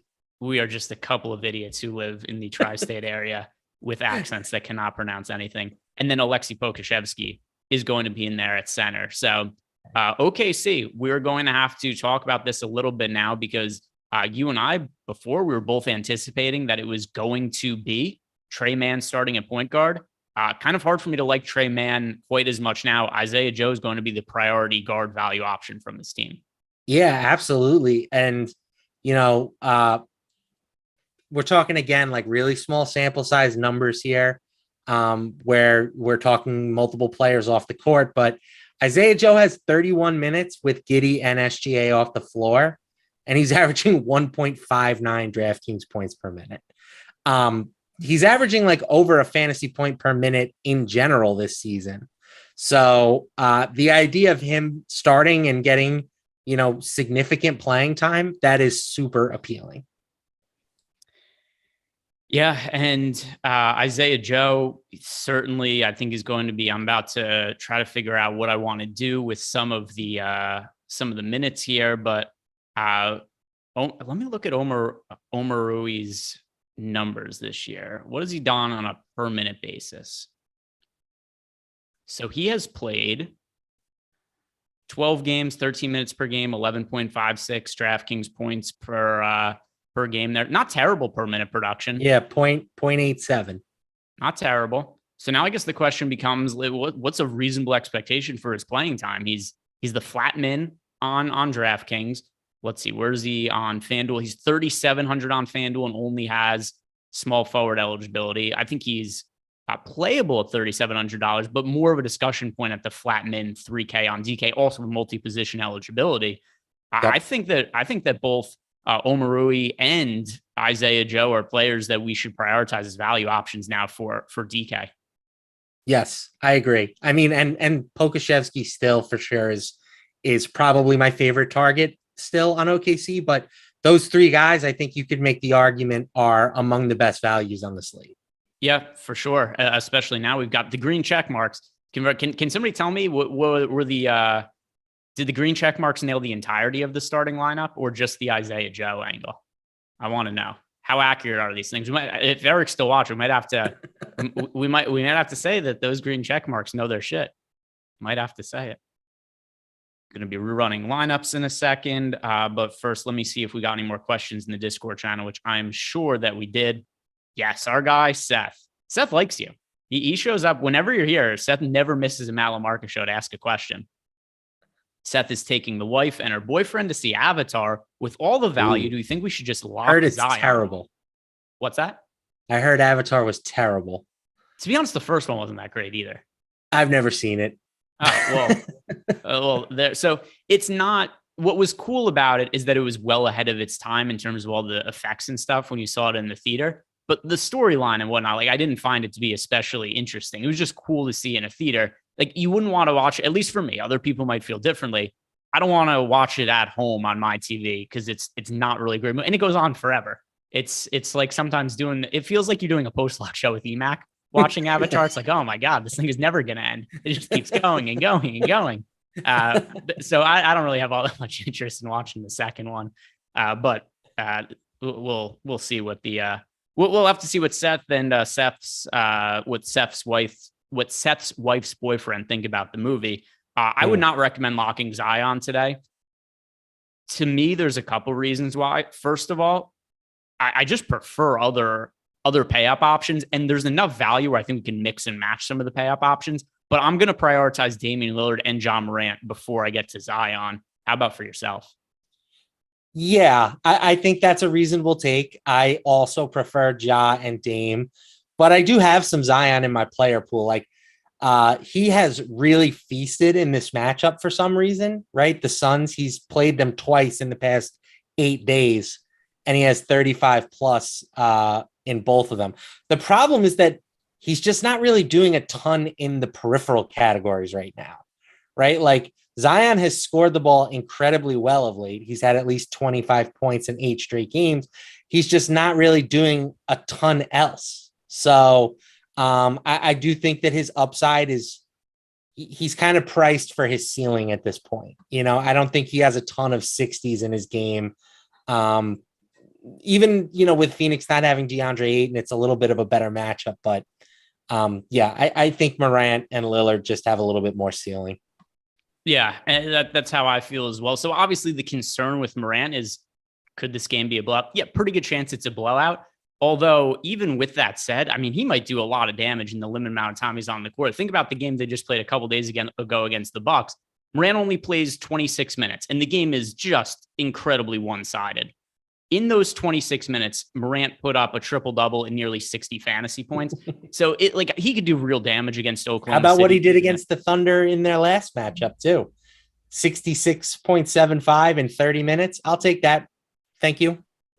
Yeah, that game was decided by 21 points. Also, he didn't have to play the fourth quarter in that one. So certainly a lot of opportunity for Morant to do well, even if he isn't going to get a full allotment of minutes. So slight concern about the blowout, but not enough that's going to keep me away from it. So if I'm ranking the pay-up options on this slate, it is going to be Morant 1 for me, Lillard 2, and Zion 3. Is that reasonable to you? Yes, if we're talking purely the 10K plus guys on DraftKings, I agree with that order. We just got the starting lineup for the Blazers. It is Damian Lillard, Anthony Simons, Josh Hart, Justice Winslow, and Yusuf Nurkic. So for the Blazers, there is no Jeremy Grant tonight. He has been ruled out. I'm not totally shocked by the starting lineup, more or less what I was expecting. I don't know if the green check marks were on the mark with this one or not. Winslow, I think, once again, if there was less value options, I would really like getting to Winslow, but he just doesn't compare to a lot of the other plays we have on the slate. So, you know, if you have Winslow in a couple lineups, that's all well and good, but I'm going to be prioritizing other cheap guys. What do you make of Winslow or any other potential value options from Portland without Jeremy Grant? Yeah, I mean, Winslow is somebody that we've loved in the past, right? Because he's usually a really good per minute guy, and he just hasn't been that same player so far this year. So, considering that Houston is essentially at full strength, -1 player, like -1 player on this slate is basically full strength. It's not enough for me to really give him a serious look. Yeah, and let's see. We got some more questions here in the Discord channel that I was about to answer, and then that starting lineup came in, so I wanted to make sure we hit on it. Oh, all right. Another piece of news that we should be hitting on. Sorry, guys. We're going to get on your questions in a second. Also, if you haven't done it, like the video and subscribe to the YouTube channel. But we just got the Milwaukee Bucks starting lineup that the news god just posted in our Discord channel. We've got Drew Holiday. He's in. He's starting at point guard. Was listed as probable. Has missed the last couple of games. So any concerns about him not starting, those have been alleviated. He's starting at point guard. Then we've got Javon Carter, Grayson Allen. Bobby Portis moves into the starting lineup alongside Brook Lopez in the front court. So for me, the Bucks, I'm going to be prioritizing are Drew Holiday and Bobby Portis. I think you guys should be playing both of them in cash games today. A lot of extra usage to go in that starting lineup for the Bucks with Giannis and Chris Middleton out. Anything that you're surprised by or that you change your opinion on based on this Bucks starting unit? Yeah, I guess I should come around on Holiday a little bit more. I still think I'm okay with being underweight on him in tournaments, but it is a spot where, if he does get his usual mid-30s minutes, he should do very well at this price tag. Yeah, let me look at his numbers the last couple of years with Middleton and Giannis off the court. And it's something that over the last couple of years, I'm pretty sure we have a good amount of data on. So I'm going to pull this up and then we'll get a really good feel for what those numbers look like over the course of the last 2 years. And I remember it being, fairly substantial usage and assist rate, but, figure we might as well make sure that we're giving the people the actual data and the numbers. Yeah. So the numbers for just this year look pretty darn good. So yeah, I can imagine that over the past few, they're going to be similar. Yeah, look at the last 2 years just so we're getting a larger sample size of data. By the way, same goes for Bobby Portis. Portis is somebody who already a good fantasy producer. And then, oh boy, Drew Holiday. Yeah. So Drew Holiday, it's really hard to find any marks against him for today. Now we're looking at 2 years of data on Drew Holiday with Middleton and Giannis off the court. 35% usage rate and scores 53 DraftKings points per 36 minutes with Middleton, Giannis off the court. And we're looking at nearly 700 minutes. This is not a small sample size. Drew Holiday, staple of cash games today. Bobby Portis, 25% usage rate, 43.44 DraftKings points per 36 minutes with Middleton and Giannis off the court. We want to be playing both of those guys. Yeah, I mean, and again, the only thing I'm going to echo is that there is part of me that thinks that Drew maybe gets a little bit of a lighter workload tonight than usual. But with those numbers that you just gave us, like, even if he only plays, we'll say 30 minutes, he can still probably return value at 8,300. Yeah. And by the way, guys, there's no advantage gained in DFS by coming in our YouTube chat and just making up news and posting it. You're not going to, you might get one or two people who accidentally think that you're posting actual information, act on it. Don't come in the YouTube chat and just post bullshit, right? Because I don't ban anybody from the YouTube chat for anything other than just making shit up. Don't come in here and tell everybody that Drew Holiday isn't playing today, right? Drew Holiday starting at point guard. No issues there. Don't come in and make shit up. Super chat from John Good. He wants to know Isaiah Joe or Amarui on DK. That is Isaiah Joe for me. Definitely Joe. The next question we have here is a super chat from Anthony Batanti. He wants to know Joe or Hardaway Jr. on DK. So these guys are priced wildly different. Points per dollar, the answer is Isaiah Joe, right? I think he's the better value option. But if it's just who scores more fantasy points between the two, it's Tim Hardaway Jr. But I'm going to have more exposure to Isaiah Joe. How would you like to answer that question, Matt? I'm going to have a lot of both. So I like both players quite a bit. I think that we're viewing it pretty similarly. Like, I think Joe is the better pure per dollar value, but if you told me that one of those two players scored 40 fantasy points tonight, I would say that Hardaway is more likely to do that. Yeah, I think that certainly makes sense. And that's why the way I answered is, overall, I have more exposure to Isaiah Joe now, but I like Tim Hardaway as a play. I think he should score more fantasy points. Just Isaiah Joe is considerably cheaper, right? So the difference in salary between these guys, Isaiah Joe is $3,300 on DK, and Tim Hardaway Jr. is $4,900. Then if we look at their FanDuel price points, Tim Hardaway Jr. is $5,000 and Isaiah Joe is $4,200, right? So we're looking at a pretty decent a price difference between the two of them. All right, are we caught up? Oh, one more super chat right here. My filler arc, Nurkic on utility or anybody else you can recommend for under $7,100 on DraftKings. All right, so he's got $7,000 to play with here. Who do I have projected the best? 7,000 on DK. This is the classic. Is Christian Wood already in your lineup? Because that's pretty clearly the answer, in my opinion. I'm going to assume he already has Christian Wood and Bobby Portis because those are the two guys. It would be Christian Wood and Bobby Portis. If you have now, obviously you have extra salary to play there, you'd upgrade another spot. But the two guys I've projected best are Christian Wood and Bobby Portis. The next guy after that is Jalen Green for me, and then Nurkic. So if you already have Wood, if you already have Portis, my answer is Jalen Green. But if you don't have Wood or Portis, it's Wood or Portis. How about for you? Let's assume for all intents and purposes, answering my filler arcs question, if he already has Wood and Portis, who would you say he goes to then? We're talking 7K or less? Yes. Under 7,100.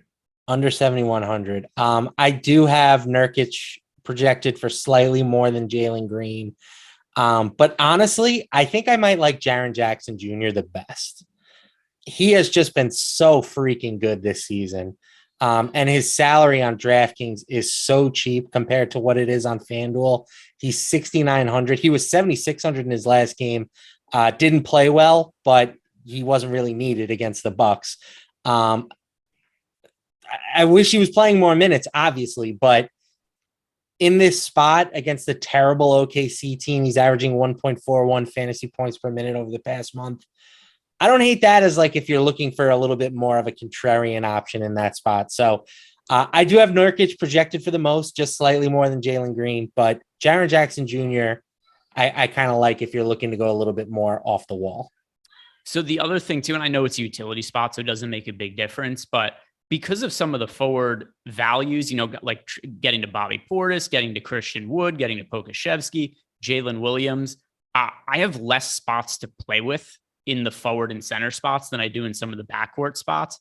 But so just in general, another reason also that I prefer Jalen Green on this slate. But yeah, for my answer, Jalen Green, you were going to officially go with Triple J. Yes, I'm taking Triple J. Okay. Uploading my lineups now. Do we have any more super chats? By the way, Bobby Green just absolutely died. I can't believe he doesn't. I see one other person in the chat is watching this along with me. I can't believe that he's arguing the stop if he was absolutely knocked unconscious. Some more questions in the Discord channel. But first, another way that you guys can get access to Stokastic and also just get some good value overall. We're sponsored by BetMGM today. And the deal we have with BetMGM is this. You sign up by clicking on the link that we have. It's in the Discord. It's in the comment section below. And then it's also, you guys find it. It's about to be thrown into the YouTube chat. If you sign up using that link at BetMGM, you can get 2 free months of Stokastic Plus Platinum. But wait, there's more. You also get a risk-free bet of up to $1,000. So if your first bet loses, you are going to get refunded for up to $1,000 over at BetMGM. But to get access to our 2 free months of Stokastic, you only have to place a $10 wager. So if you just want to do it to get in the door here and check out our tools, $10 deposit on BetMGM, use that to place a bet, and that is going to get you two free months of Stokastic Plus Platinum. All right, the questions we have in the Discord channel now. First, from Ernie P. Why is Isaiah Joe 4% and Trey Mann 30% owned? Because that's in Hasn't been updated yet. Yeah. Let me refresh to see if that's changed. Okay. Yeah, that's not going to be the case. Let me send a message here really quick to our data team, because yeah, we'll get that changed.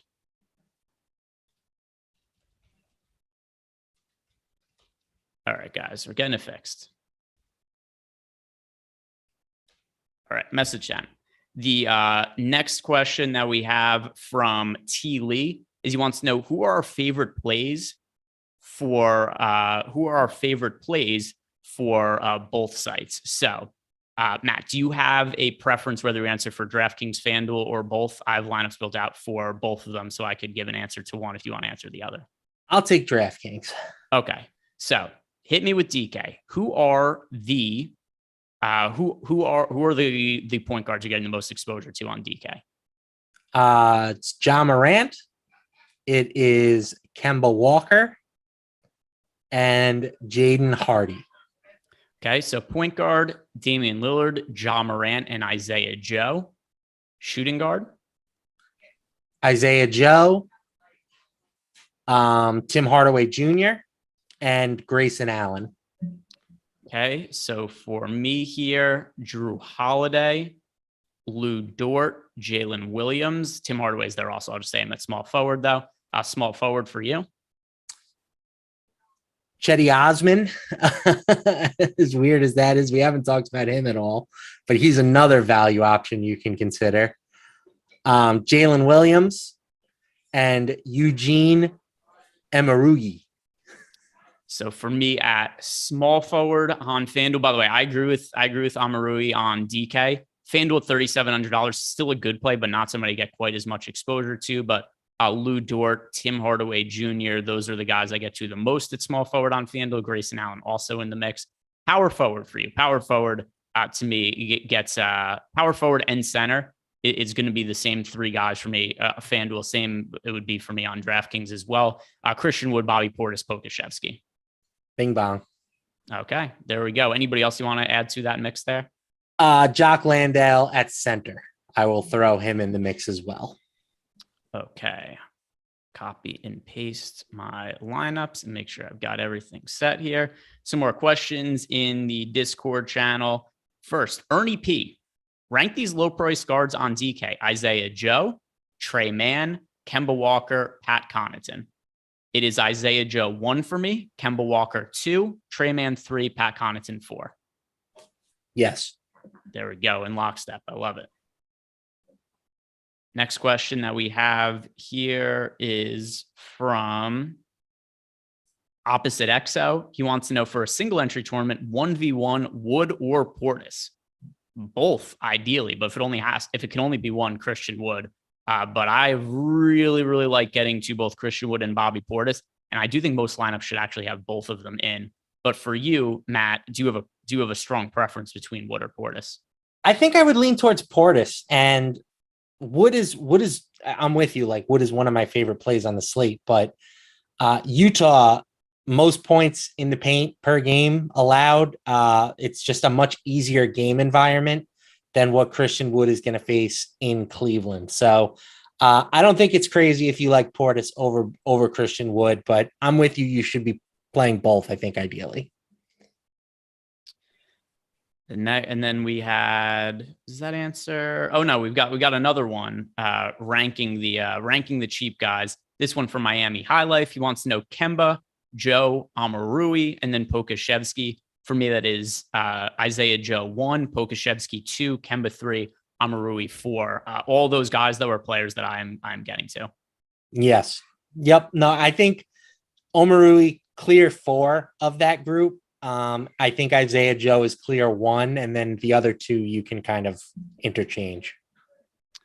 All right, just save my lineups. Make sure I've been way too careless clicking on the wrong CSVs when I upload as of late, Matt. It's something you don't like to see. So now every day I save my lineup to my desktop as click this one, fuck nuts, and it's really working because I do not forget to click that one when that is what it is labeled as. Then it's really clear to me. All right, you're an idiot. Make sure you click on the right one.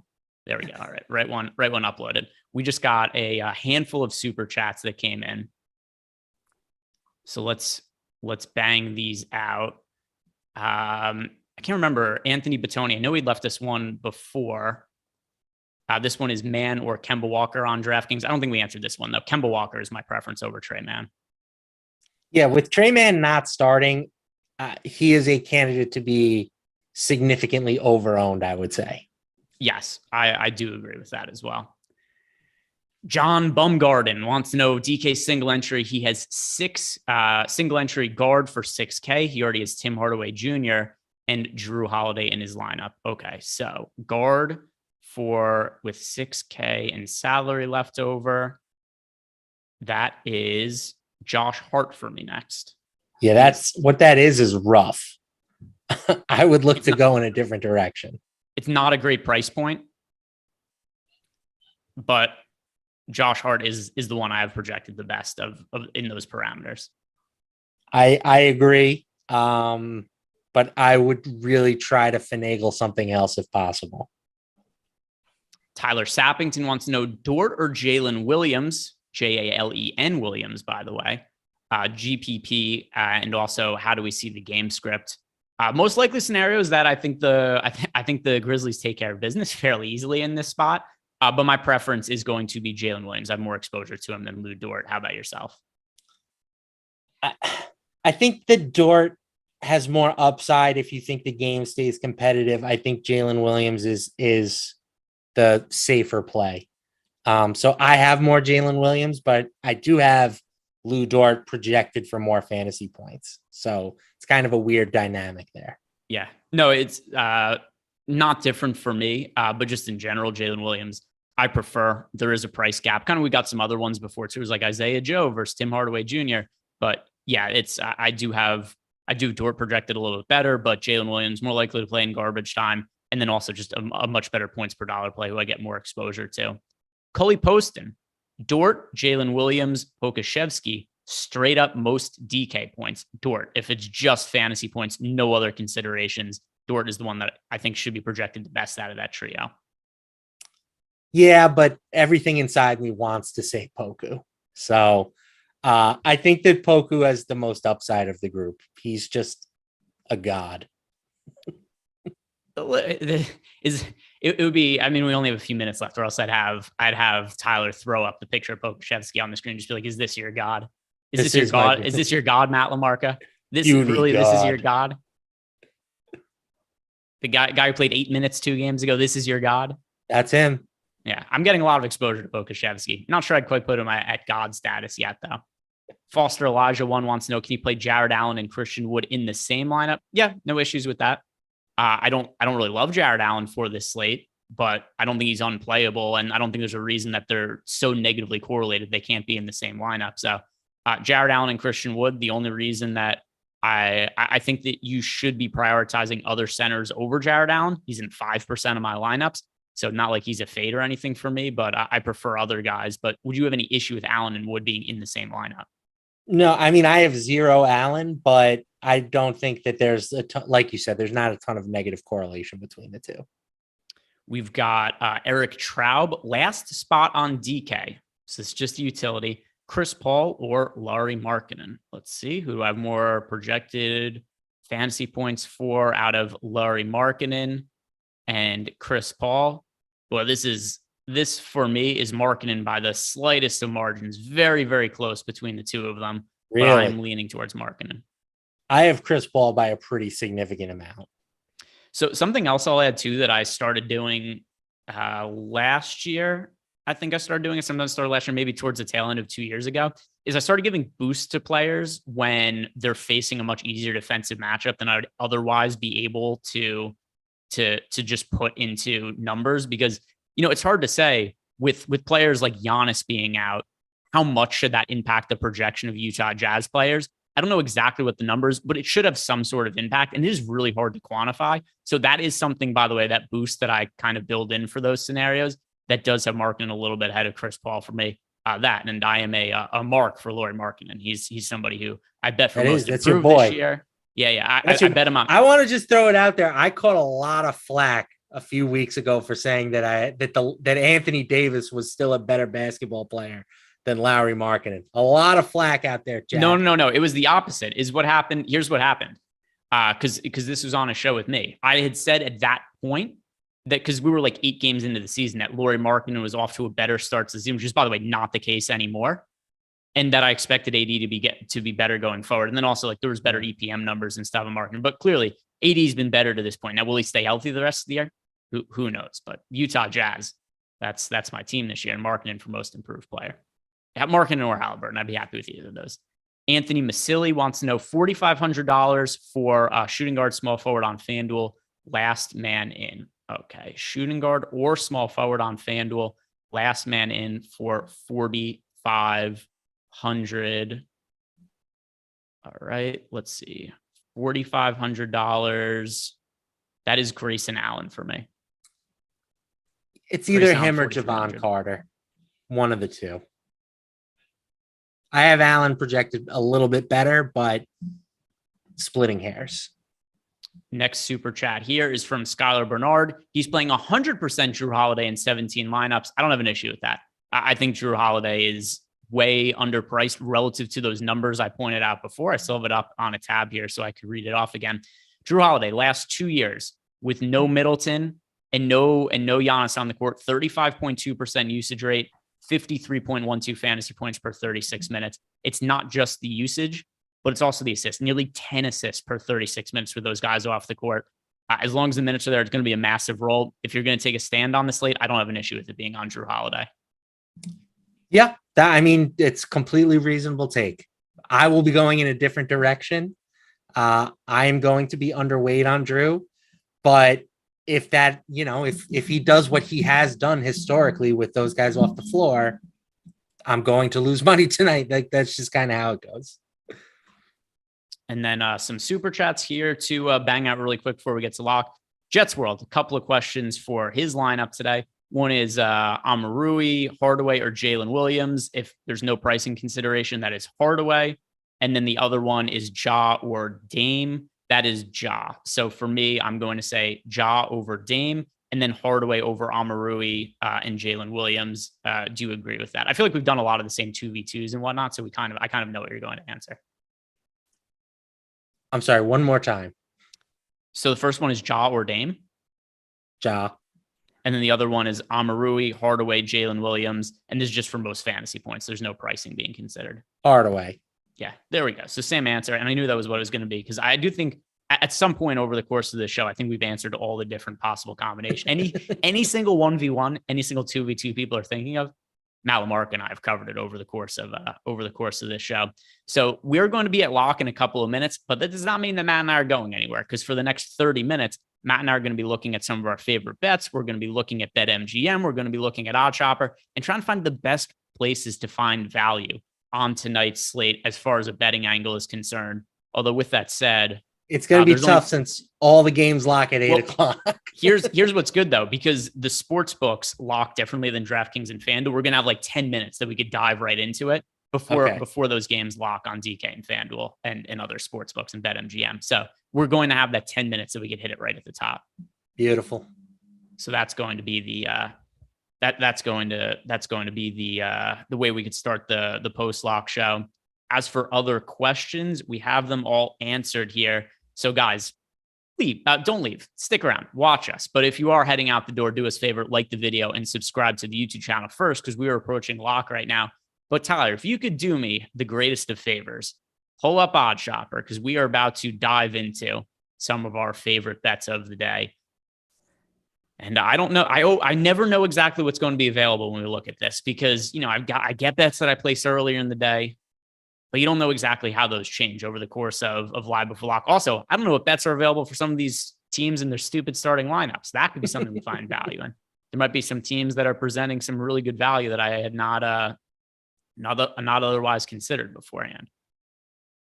All right, let's start getting ready, looking at some bets. I'm pulling up the page right now myself and seeing what looks good. Do you have any bets that you have placed today? I have no props that I've bet. Okay. I bet the under in Dallas and Cleveland. I didn't get it, like before the Doncic news. I'm not getting any CLV or anything like that. I just think that, these two teams, I think, combined for 195 points in their first matchup, and that was with Luka scoring 30. I think that anything under 210 or, taking an under at anything better than 210, I think is reasonable today. And we just, by the way, got news. Speaking of the aforementioned Anthony Davis for tomorrow. And we could talk about betting angles for this potentially after we talk about tonight's games. But Anthony Davis has been ruled out for tomorrow. Wenyen Gabriel also ruled out for tomorrow. Rest in peace, Anthony. Hey, he was. I do have him at 70-1 to win MVP this year, which it's one of those bets where it's like, this is good value, but it's not going to win. Yes. It's one of those things where like, later in the year, maybe there would be like hedge or cash out value on it or something along those lines. But for tomorrow, there's no Lakers lineup right now for tomorrow. What's been really confusing me as of late is that all the Christmas lines are up. So for instance, yesterday, when Giannis first got downgraded to questionable, I was immediately like, oh, okay, he's not going to play. I go and I pull up TK Sportsbook. The first game listed is Celtics Bucks. Right. And so I just bet on the Bucks right away, not thinking about the date on the game. It was the first thing that was there. I just assumed that was the game that made some sense. But all right, we've got looking at some of these projections. Are there any props that you like that are available? By the way, there's a bunch of them for the for Dallas, OKC. A lot of these lines are up for these games. Is there anything that catches your eye that's available? The one that we have projected the best right now is Kemba over 11.5 points. Kind of like what you said about Kemba earlier. Like, he's going to be shooting the ball when he's on the floor. He still thinks he's cardiac Kemba. So he's going to be out there looking to get his buckets. I think that's a pretty good number. I also want just all the Isaiah Joe overs. I don't know what it is. Maybe it's the fact that his name sounds like he's a created player. I'm all in on Isaiah Joe tonight. I hope he does well. I'm pulling for him. Yeah, I mean, I'm going to agree with the overs for Kemba Walker as well. I said before that I really thought that it made sense for Dallas to potentially be resting guys just based on that word that we got from Jason Kidd in advance that, Kemba's starting today. Yesterday said he was going to play a bunch of minutes. So I agree. I think that this is somebody in Kemba Walker who we should definitely be giving a strong consideration to the over on his points. And to what you had said before, it is currently set at Yeah, 11.5. It's a pretty low line for Kemba. We have him projected for 15.1. That looks pretty good to me. I love that, actually. What are the 3-pointers for Kemba? I'm going to guess. I mean, if his points prop is 11.5, it's got to be like 1.5, right? Yeah, I don't mind the over on that either. Just give me Yeah, all the 1.5. Yeah, just give me all the Kemba stuff today. 1.5 and the over is plus money, it looks like. That's pretty nice. Yeah. Give it to me. Give it to me. I like Kemba today. Also a player who I like a lot as a value play for DFS purposes today. So what does his ownership end up being, by the way? Kemba ownership. Pulling that up. I can't believe that I played a lot of Jonathan Taylor today, and my NFL lineups are somehow not a total train wreck. You have the Colts defense? A little bit overweight to them, but not like, I mean, I had 15% of the Colts defense, or I forget it was like 12. It was either 12 or 15%. I forget what the exact number was. So I was a little bit overweight to them. By the way, Kemba, $15 on DraftKings, nearly 50% owned. Isaiah Joe ended up coming in at 26% owned. Some other players that are picking up a bunch of ownership: Drew Holiday at 46%, Christian Wood 67%, Morant at 36%. My guy Lauri Markkanen 12% in there. Any other bets that you're really liking? Well, just curious, since you're looking at ownership, do you have the number on Trey Mann? I'm curious what his ownership ended up being, even not as a starter. Let me download the CSV. You know what? I got it. Okay. 9.25%. Wow. That's much less than I thought it was going to be. Not a DFS field. Not by the way, I don't, let me see. Did I end up playing Trey Mann at all? Not really. Honestly, if I knew it was going to be 8%, I wouldn't have minded him as a leverage option. Yeah. I was thinking more like 20. But the field too sharp these days, man. Yep, people were hip to the news. They knew that Trey Mann was not going to be in there starting. So yeah, ended up coming in, and our ownership projection did drop on him because we had him as being really popular earlier. He closed with 13% projected ownership, and ended up coming in just a little bit underneath there, but not really too far different than what we were thinking. And let's look. I'm still scanning over these bets. We got a couple minutes before. I got one that I like. Oh, okay. Poku over 3.5 assists. You can get it at plus 132. That's a juicy number. We know Poku can stuff the stat sheet. He's increased the assist rate by 4.2% with Giddey and SGA off the floor. The minutes should be pretty secure given their front court injuries. I think when you're talking about the big plus money payout, like, it's probably a 50-50. And so getting that at plus 132 is always going to make sense to me. Yeah, I could get on board with that. I mean, I don't have him projected that much different than that. I have him right around that mark. So it's one of those ones where if it wasn't plus money, I probably would avoid it. But considering it is plus money, those are a lot of those bets when I do my betting video. There's a lot of ones where it's like, oh, okay, this is something I think is close to a 50-50 bet. We have it projected to be 50-50. But it'll be like plus 130 or plus 140 on the over, and I take those all day. So Pokashevsky, let me look at some of his numbers this year. Well, also, I'll do the same thing we did before. Last 2 years, if we take SGA and Giddey off the court, what does that do for the peripheral stats for our guy, Pokashevsky?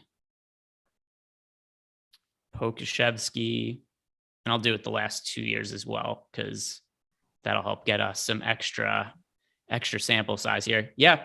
So Pokashevsky, last 2 years, when you take those guys off the court, 4.2 assists per 36 minutes. Now, what is his playing time going to look like? Hard to say. But I think there's definitely opportunity for him to play extended minutes here. I would consider it close to a 50-50 bet. And like you're saying there, Matt, we're getting good plus money on it. Which game do you think is going to be the which game do you think is going to be the first to tip off? this is just a pure guess. Well, there could be strategy involved. I'm going to say Dallas and Cleveland. I'm going to say OKC and Memphis because that game is being played in OKC, and I think they just want to get the game over with. That was my thought process too. Like Cleveland can't wait to get their hands on this Dallas team without Luka. Yeah, for me, it's just OKC. They just don't care if they win or lose. I mean, they do. They just prefer to lose. And they're just like, all right, let's just get the ball rolling and end this game. So do you think, I mean, in all seriousness, and this is a question that there really has no correct answer to, but like, is there anything that the NBA can do to crack down on guys resting? Yes, because like there's talk about shortening the season, playing less games. I don't know if that necessarily would even help that much. I still think guys would rest. Here to me is the solution that would be most logical. It's the opposite of shortening the season. You lengthen it, not in terms of games, but in terms of length of the regular season. Meaning that if you made the regular season an extra month longer, you have more ability to stretch out the games so that you wouldn't have as many back-to-backs. You wouldn't have situations where teams are playing, 2 games in 3 nights and stuff like that. Because then there's just less wear and tear. Okay. I mean, it's the same thing. Like to me, the tanking issue, there's just no real answer to it, right? Like the NBA could make it so that one team gets a 9% chance and every other team that misses the playoffs gets 8.5% at the first pick or whatever the math would work out to be. And these teams would still go for it because why not? Why not grab the extra 0.5%? And also, so then we've got like Nick Harling is saying that basketball is already too long. The playoffs take 4 months. I mean, no. But the other thing too is we're trying to. I'm just proposing a solution, right? I don't know that it's the optimal way to go about it. To be honest, I don't really think the rest is the biggest deal in the world. To me, I like it because this is where I make a lot of money betting on the NBA.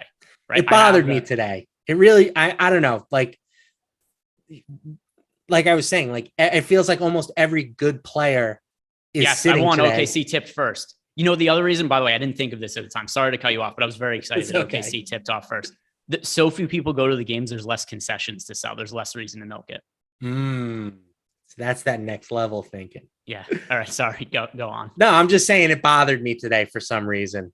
Maybe it's because I was working on the DraftKings news desk by myself and I kept having to update and write all these different blurbs, but it bothered me today that all these guys, and some of them might be hurt or whatever, but it got to me a little bit. I'm not going to lie.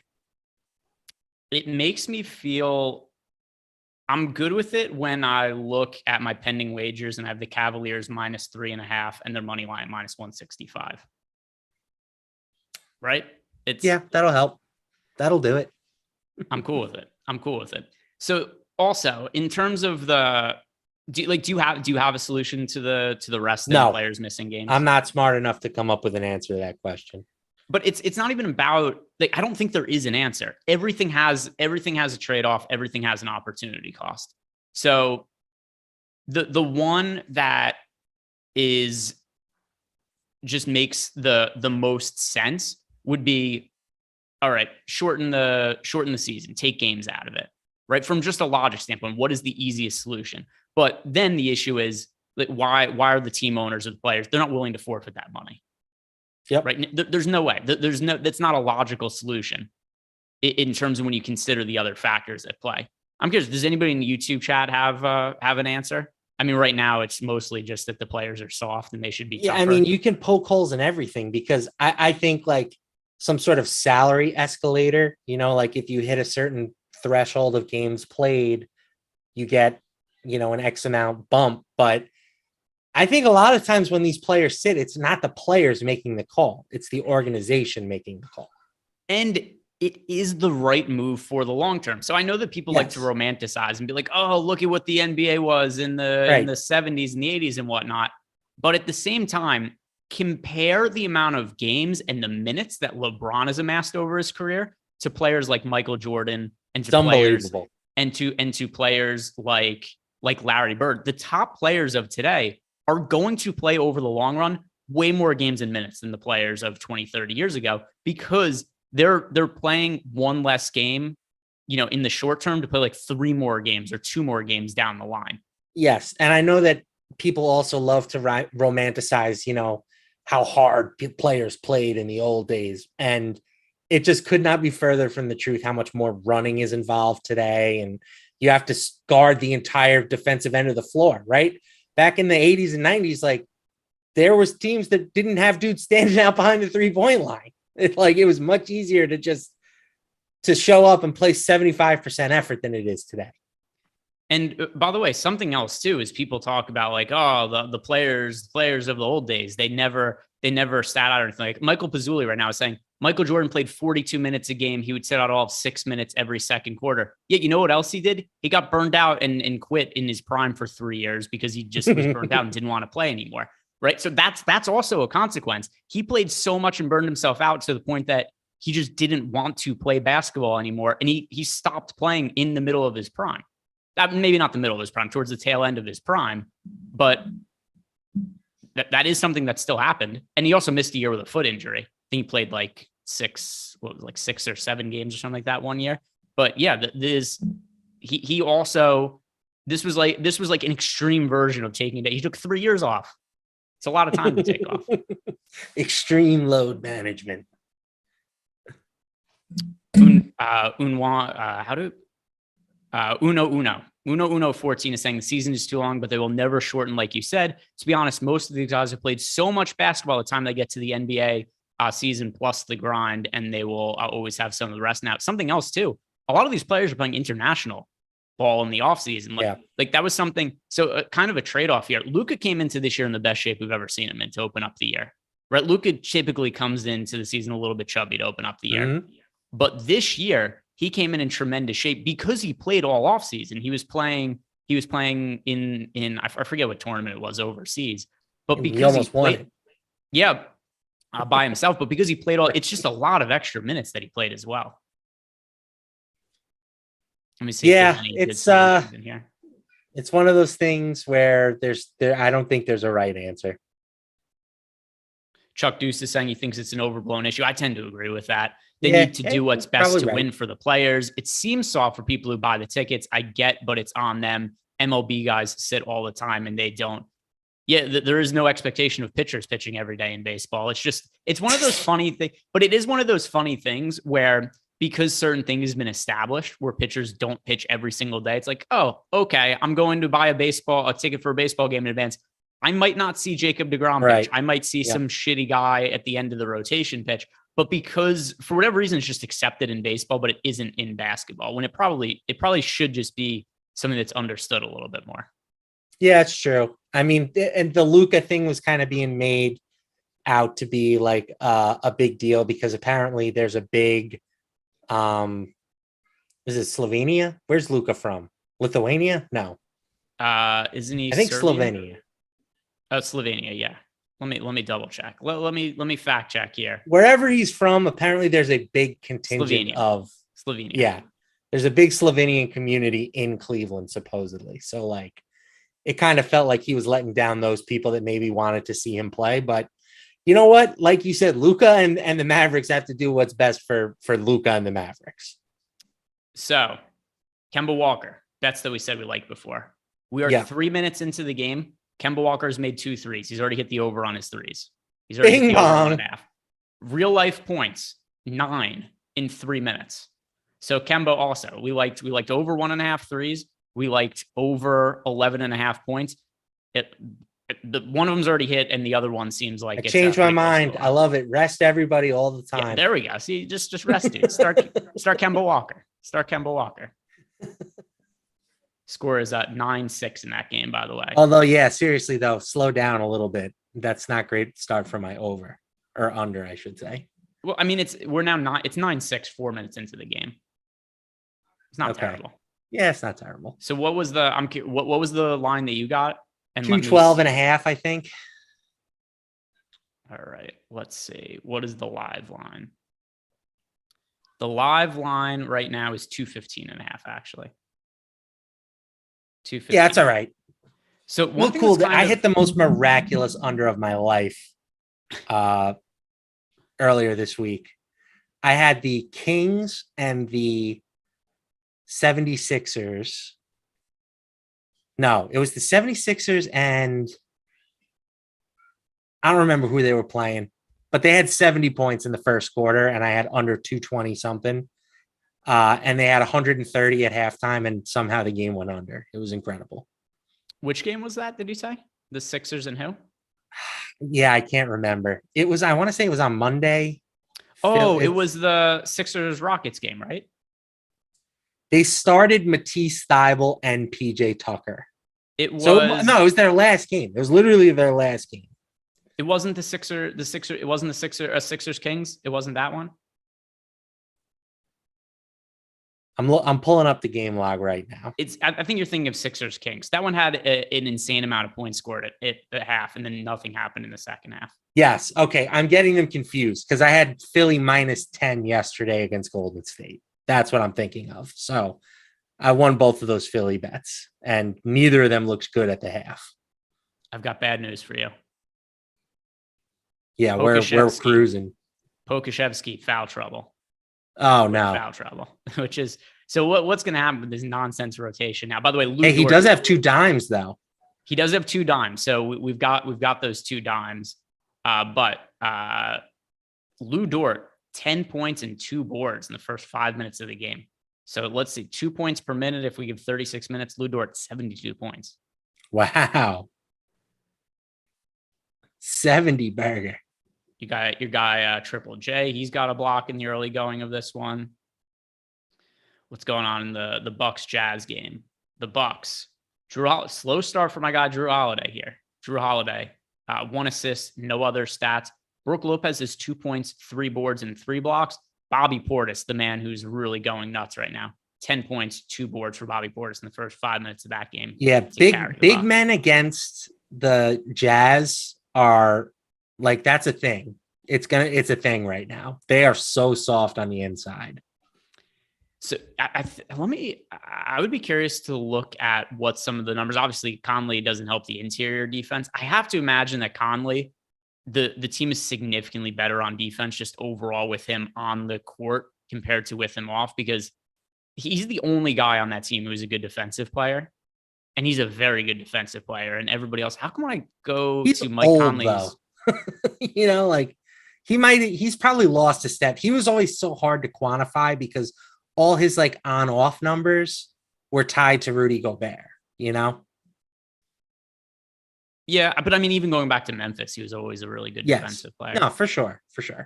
All right, so let me pull up some Mike Conley numbers here. All right, so Mike Conley this year, on-off stats. No real difference. The defense has been terrible with him on and off the court.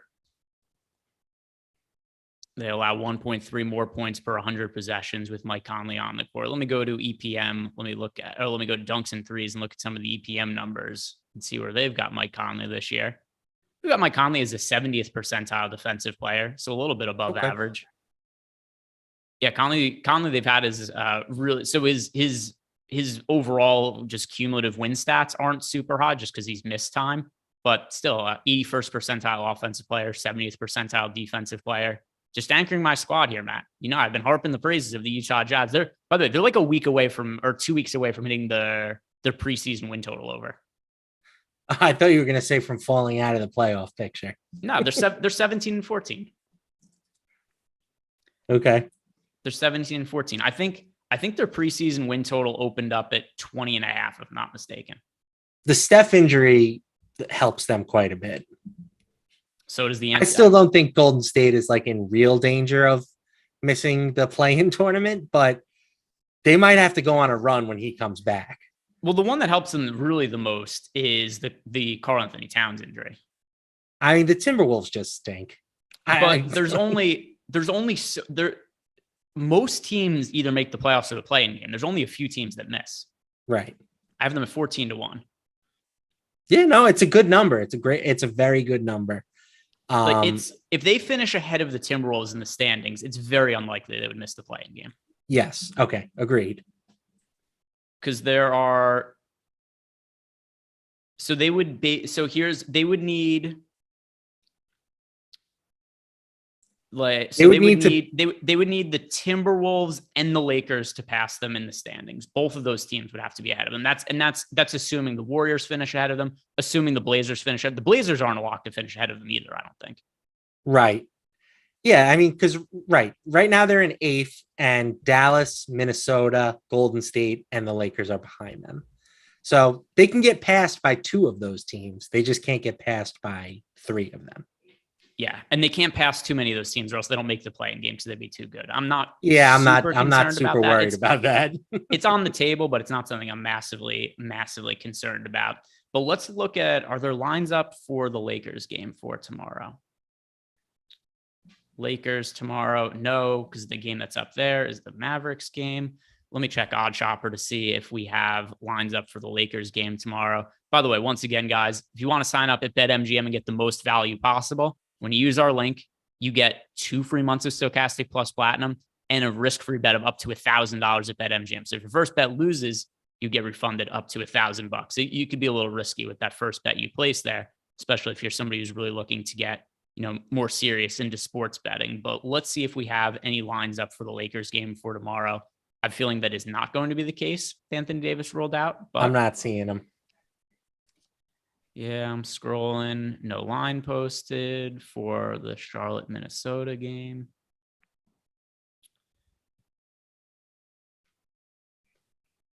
Yeah, no line for tomorrow. So one thing also that I've seen some books have been doing this year is they've been a little hesitant to post lines in advance. I think just because that's the one thing that I think books absolutely get killed on, is just being slow to react to news. There's always people like, oh, the books, Vegas, they know everything. If they knew everything, they wouldn't have had the Cleveland Dallas game as close to a pick 'em today after Jason Kidd said that Kemba Walker was going to play a bunch of minutes today, which could really only mean one thing. Let's see, where is Kemba at so far? So no points yet for Kemba since we last discussed him, but still 9 points and an assist in the first quarter for him. Christian Wood off to a decent start as well. 4 points, 3 boards, and a steal. Reggie Bullock struggling. No real surprises there. So as far as the chalk players go from Dallas, that's who's standing out. From the Bucks Jazz game, my Jazz taking the lead over the Bucks. We've got Kelly O off to a 7.1 steal start to the game. On the Bucks side of the game, Drew Holiday still struggling. Just a rebound and assist. Yet to get on board. No points scored yet for Drew. Portis. So the Bucks have scored 18 points. Bobby Portis has accounted for 67% of them. 12 points and 3 boards for Bobby Portis. There are a lot of crazy overreactions to Christian Wood in chat. People are like, Christian Wood, terrible. He's got 4 points and 3 boards in 7 minutes. It's not the end of the world. 4 points, 3 boards, and a steal. It's fine. Just fine. He'll be all right.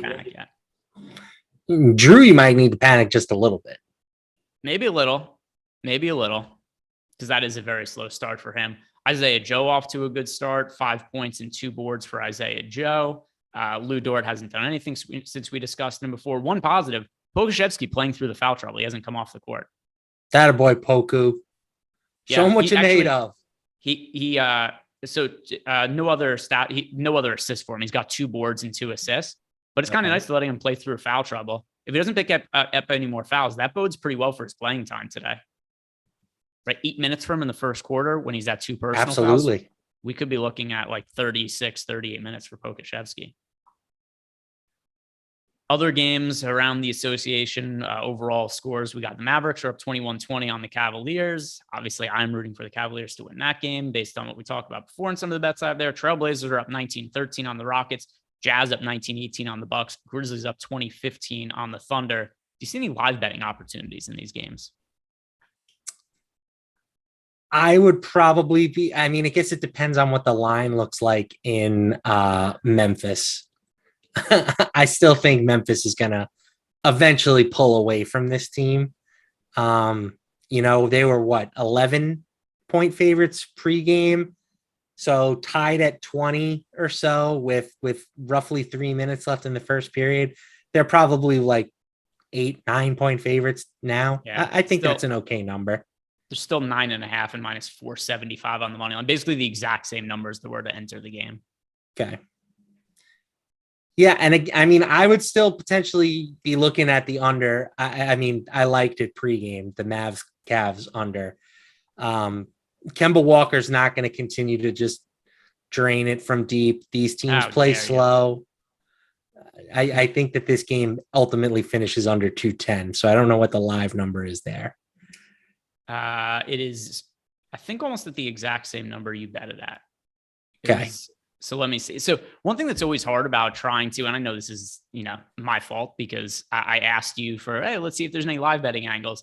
It's kind of fun to talk about, but one thing that does really make it difficult is, number one, when you're trying to place live bets, just the feed that sports books are looking at, or even ahead if you're just watching it on TV. Mm-hmm. And then also we're on delay when we're doing this on YouTube. So by the time we get you guys the information, it's like 2 minutes behind stuff that's already happened. But 214.5 is the live total in the Dallas-Cleveland game. Yeah, I don't mind an under there. All right, guys, that is going to do it for us today. Thank you very much for sticking around. If you've not done it yet, do us a favor. Like the video, subscribe to the YouTube channel. I'm going to be on NFL Live before lock tomorrow, my reunion with Chris Spagg. So I'm excited for that tomorrow morning. So check out that tomorrow. But other than that, guys, good luck with all the games tonight, and enjoy the rest of your weekend.